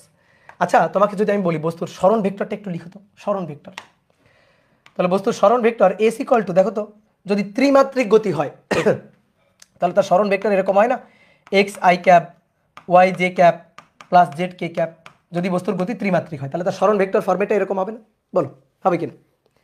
তাহলে অতএব অতএব অতএব S vector x equal to 2t square minus 2 I cap, তারপরে Y 4t minus T square, তারপর জে ক্যাপ। আর জেড জেড হচ্ছে টি কিউব মাইনাস 3 কে ক্যাপ। এটা কিন্তু মিটারে, হ্যাঁ মিটারে প্রকাশিত। তাহলে এইটা হচ্ছে তার সঞ্চার পথের সমীকরণ, ভেক্টর সমীকরণ, সরণের ভেক্টর সমীকরণ, সরণের ভেক্টর সমীকরণ। বুঝলাম? বলো এটুকু বুঝছি কিনা? ওকে, এইবার দেখি বুদ্ধিমান মানুষের মতো বলো, বেগ কেমনে পাওয়া যাবে? সরণকে অন্তরীকরণ করলে, সময়ের সাপেক্ষে অন্তরীকরণ করলে বেগ পাওয়া যায়, এটা আমরা জানি তো। সরণকে সময়ের সাপেক্ষে, যারা অন্তরীকরণ জানো না তাদেরকে আমি কিন্তু বলছি পাঠ প্রস্তুতি পর্বের, আমার ইউটিউব চ্যানেলে গিয়ে পাঠ প্রস্তুতি পর্বের প্রথম 10টা ক্লাস, পাঠ প্রস্তুতি পর্ব অপূর্ব ফিজিক্স কেয়ারের ঢুকে চলো তো এই ইউটিউব চ্যানেল ঢুকে পাঠ প্রস্তুতি পর্বের 10টা ক্লাস করবা, তাহলে তুমি ডিফারেন্সিয়েশন বুঝবা। তাহলে এখন আমরা যেহেতু গতিবিদ্যা পড়ে আসছি, যেহেতু ভেক্টর পড়ে আসছি, তাহলে কিন্তু v equal to d s by d t এটা তোমার বুঝতে হবে, ডিডিটি অফ এস এটা তোমার বুঝতে হবে। তাহলে ডিডিটি অফ এস এটাকে ডিফারেন্সিয়েট করো, তাহলে ডিফারেন্সিয়েট করলে 2t স্কোয়ার, তাহলে উপর থেকে পাওয়ার 2 নেমে আসলো, তাহলে 2 দুগুণে 4 4t মাইনাস 2 0, এই যে মাইনাস 2 2কে করলে 0, তাহলে 4t আই ক্যাপ, তারপরে প্লাস 4 মাইনাস 2t, 4 বাইরে গেল, টিকে করলে 1 minus T square that is 2t এত J cap, plus 3t square minus 0 এত কে ক্যাপ। এটা এবার ত্বরণ A equal to D DT of বেগ ভি। তাহলে এবার এইটাকে ডিফারেন্সিয়েট করতে হবে, তাহলে আমরা পাবো ত্বরণ। এটাকে ডিফারেন্সিয়েট করলে 4t, তাহলে 4t দ্যাট ইজ 4, টিকে করলে 1, তাহলে 4 আই ক্যাপ। এটাকে ডিফারেন্সিয়েট করলে 4কে করলে 0 হয়ে গেল 0, আর মাইনাস 2 বাইরে আসলো, মাইনাস 2 টিকে করলে 1 মাইনাস 2 জে ক্যাপ। আর এটা হচ্ছে 2 সামনে চলে আসলো, 3 দুগুণে 6 6, তারপরে টি এত কে ক্যাপ। এই তাহলে এইটা হচ্ছে আমাদের ত্বরণ। এখন আমাদের ত্বরণ লাগবে কয় সেকেন্ডে? কয় সেকেন্ডে ত্বরণ লাগবে? 2 সেকেন্ডে, মানে বল লাগবে 2 সেকেন্ডে। তাহলে আগে 2 সেকেন্ডে টি ইকুয়াল টু 2 সেকেন্ড, তাহলে টি ইকুয়াল টু 2 সেকেন্ডে বল F equal to M A, তাহলে এম এর মান 1 একক 1 গুণ এ এর মান এটা, ঠিক আছে, এটা এ এর মান। তাহলে এ এর মান বলো, এ কত? 2 সেকেন্ডে এ কত? রুট ওভার বলো। তাহলে 4 স্কোয়ার, তারপরে প্লাস মাইনাস 2 স্কোয়ার, মান 6t, তাহলে টি এর মান কত বসবে? 2 সেকেন্ড যেহেতু, তাহলে 6 ইন্টু 2 তার স্কোয়ার। তাহলে মানে এখানে তুমি টি এর মান 2 বসাও, 2 বসা ভেক্টর পাবা, ত্বরণ ভেক্টর পাবা, দেন ত্বরণ ভেক্টরের মান বের করো 2 সেকেন্ডে। তাহলে root over 4 square plus minus 2 তার স্কোয়ার প্লাস 6 গুণ 2 তার স্কোয়ার, তাহলে 2 রুট ওভার 41 এত মিটার পার সেকেন্ড স্কোয়ার, দেন এই মানটা নিয়ে বসাও 2 রুট ওভার 41, তাহলে 2 রুট 41 এত নিউটন। এই হচ্ছে বল। দেখি বলো তো, এখানে যে বলটা বস্তুর উপর প্রযুক্ত হয়েছে, এই বলটা ধ্রুব বল নাকি পরিবর্তনশীল বল? বলো তো দেখি, ধ্রুব বল নাকি পরিবর্তনশীল বল? বলো।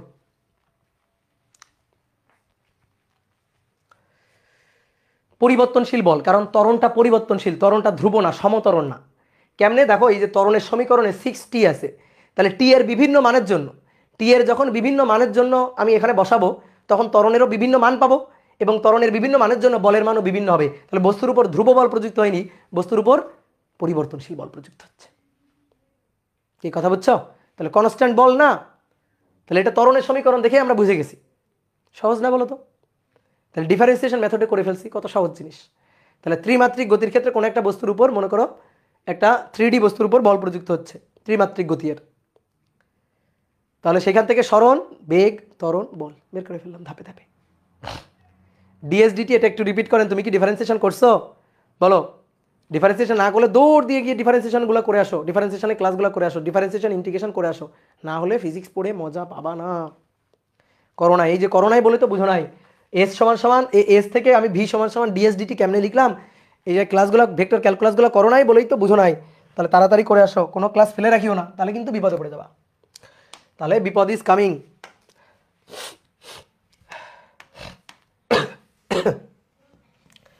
ওকে ডান। তাহলে লিখো তো এবার 5 কেজি ভরের 5 কেজি ভরের একটি গতিশীল বস্তুর উপর 5 কেজি ভরের একটি গতিশীল বস্তুর উপর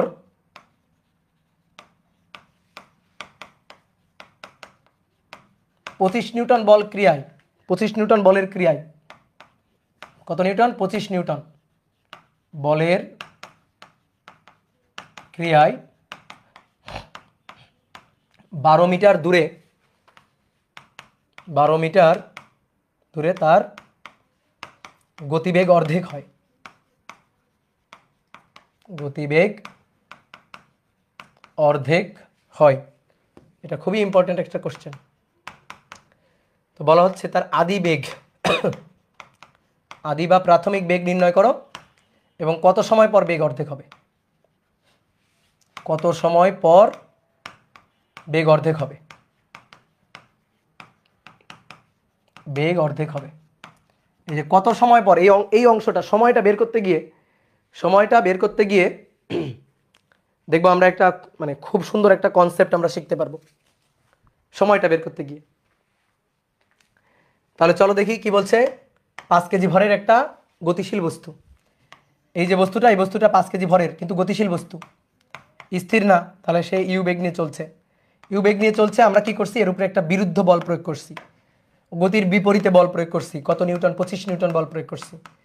25 নিউটন বলের ক্রিয়ায় বস্তুর গতিবেগ অর্ধেক হয়ে গেছে। কত মিটার দূরত্বে? 12 মিটার দূরত্বে। তাহলে সরণ 12 মিটার, 12 মিটার দূরত্বে গিয়ে তার বেগ অর্ধেক হয়ে গেছে। অর্থাৎ বেগ যদি আগে ইউ থাকে, এখন তার বেগ ভি হয়ে গেছে ইউ এর অর্ধেক। তাহলে তার প্রাথমিক বেগটা বের করতে হবে, খুবই সহজ। আদি বেগ জানি, শেষ বেগ জানি, সরণ জানি, ভর জানি, বল জানি। তাহলে ত্বরণ আগে বের করে নিব। তাহলে ত্বরণ এ মানে ত্বরণ মানে মন্দন আর কি, ত্বরণ তো না, মন্দন।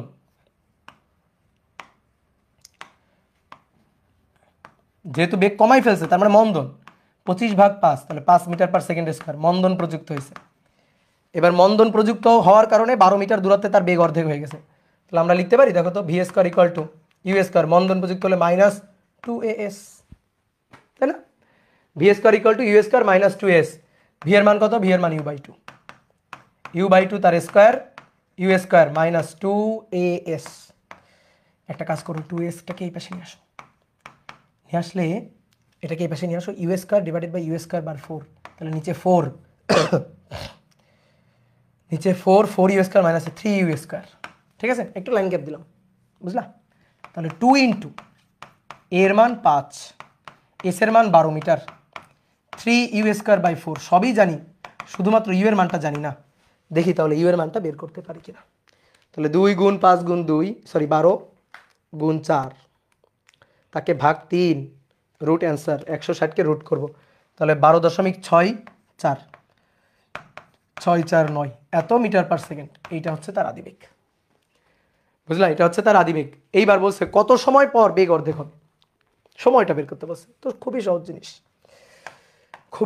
জিনিস, v equal to u minus a t. তাহলে এই ভি হচ্ছে ইউ এর অর্ধেক, এটা ইউ। 12.649 ভাগ 2 আর ইউ এর মান 12.649 মাইনাস এর মান 5 গুণ টাইম টি। তাহলে অতএব এখান থেকে টাইম টিটা বের করব। তাহলে 12.649 বিয়োগ 12.649 ভাগ 2 যা হবে তাকে ভাগ দিব 5 দিয়ে। তাহলে টি হচ্ছে 1.2649 এত সেকেন্ড। এই যে এত সময় পর তার বেগটা অর্ধেক হবে। ঠিক আছে, কথা বুঝছো? ক্লিয়ার? দাদা সব তো মাথার উপর দিয়ে যাচ্ছে, তাড়াতাড়ি মাথাটা নিচে নামাও, মাথার উপর দিয়ে যাইতে দিও না, বুঝলা? ওকে,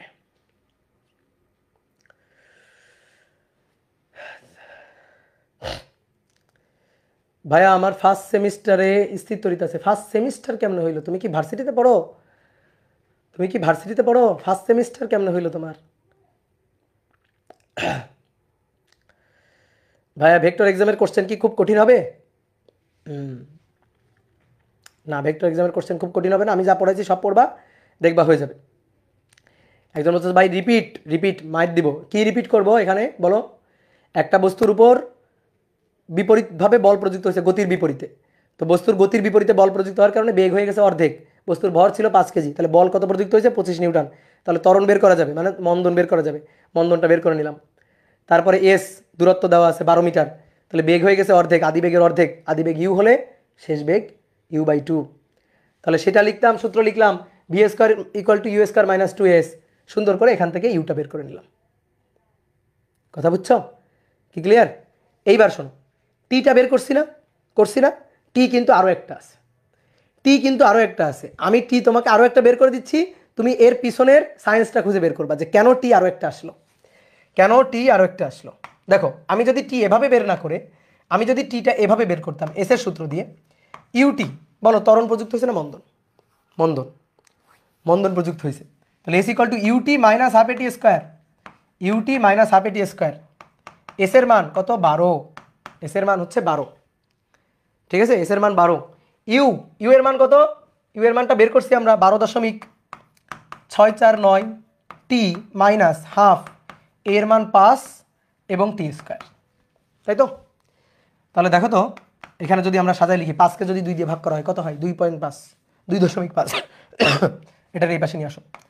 তাহলে 2.5 এর টি স্কোয়ার প্লাস হয়ে গেল, এইটার এই পাশে নিয়ে যাও, মাইনাস 12.649 টি, ঠিক আছে? তারপরে প্লাস 12 ইকুয়াল টু 0। বলো তো এটা একটা দ্বিঘাত সমীকরণ না? এই দ্বিঘাত সমীকরণ সলভ করে টি এর মান দুটো আসবে, একটা টি1 একটা টি2। টি এর মান দুটো আসবে, একটা টি1 একটা টি2। মান বের করতে পারো? দেখো যারা পারো না তারা কিভাবে করবা। এই যে ক্যালকুলেটর, এবার ক্যালকুলেটারে মোডে যাবা। মোডে দেখো ইকুয়েশন আছে 5-এ, ঠিক আছে? মোডের ইকুয়েশন আছে 5 গেলাম। তারপরে হচ্ছে 3। দেখো কেন আমার A X square plus B X plus C, একটু বোর্ডে দেখাও। দেখো সমীকরণটা দেখো, 2.5 T square minus 12.649 T plus 12, অর্থাৎ A X square minus B X plus C, এই সমীকরণ। তাহলে এবার এই সমীকরণটা আমরা এখানে সলভ করব, ঠিক আছে?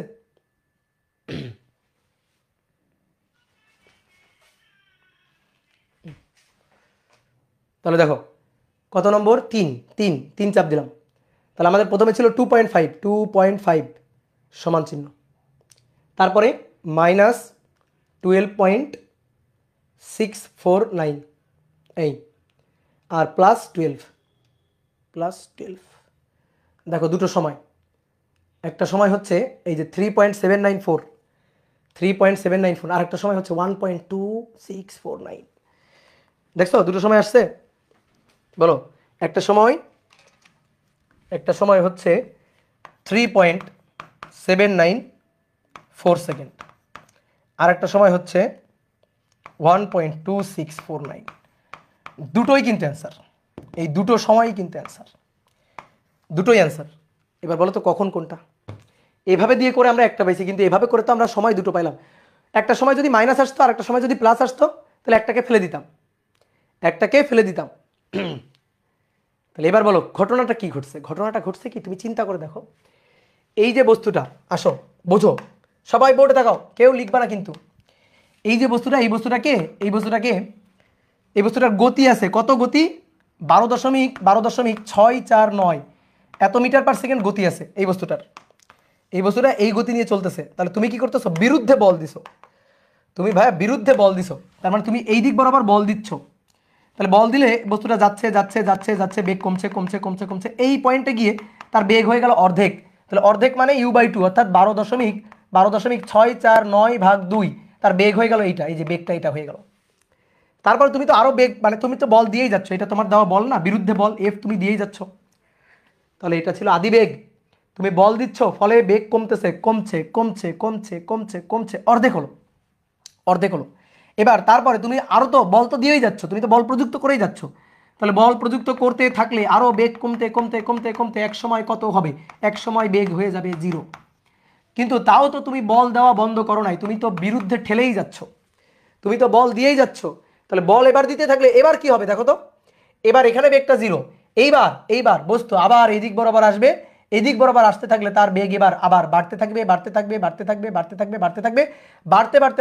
আবার যখন এই পয়েন্টে ফেরত আসবে তখন তার বেগ হয়ে যাবে আবার এই যে 12.649, তার যে অর্ধেক মান ছিল সেই অর্ধেক মানটা আবার হবে, তাই না? 12.649 / 2 চিন্তা করো, দেখো, একটু কমন সেন্স খাটাও, বলো বোঝো কিনা, কমন সেন্স খাটাও, দেখো বোঝো কিনা। তুমি একটা বস্তুকে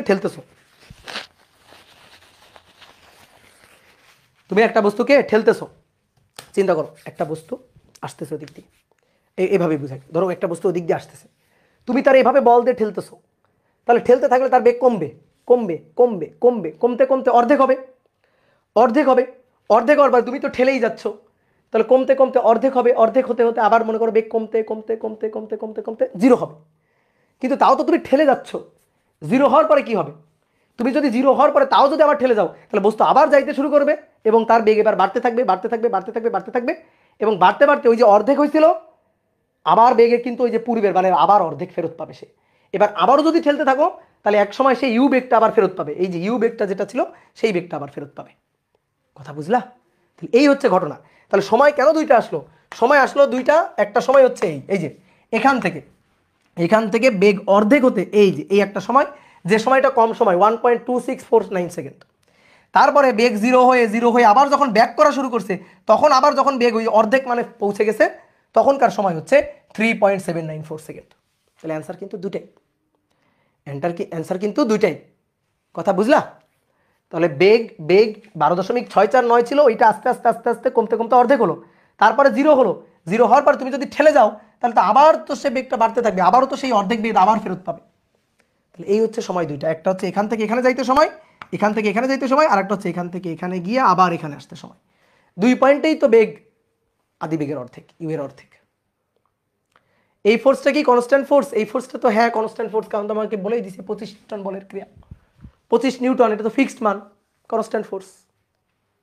বুঝলা?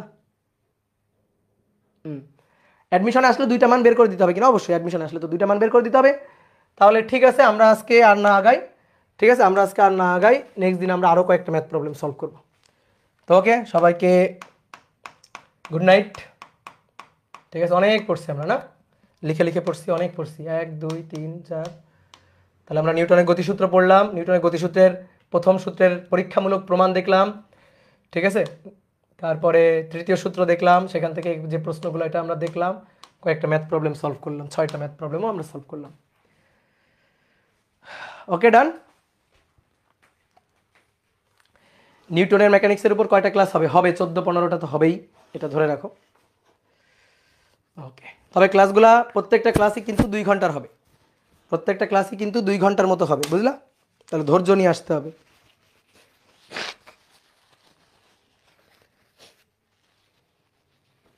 ওকে, ডান।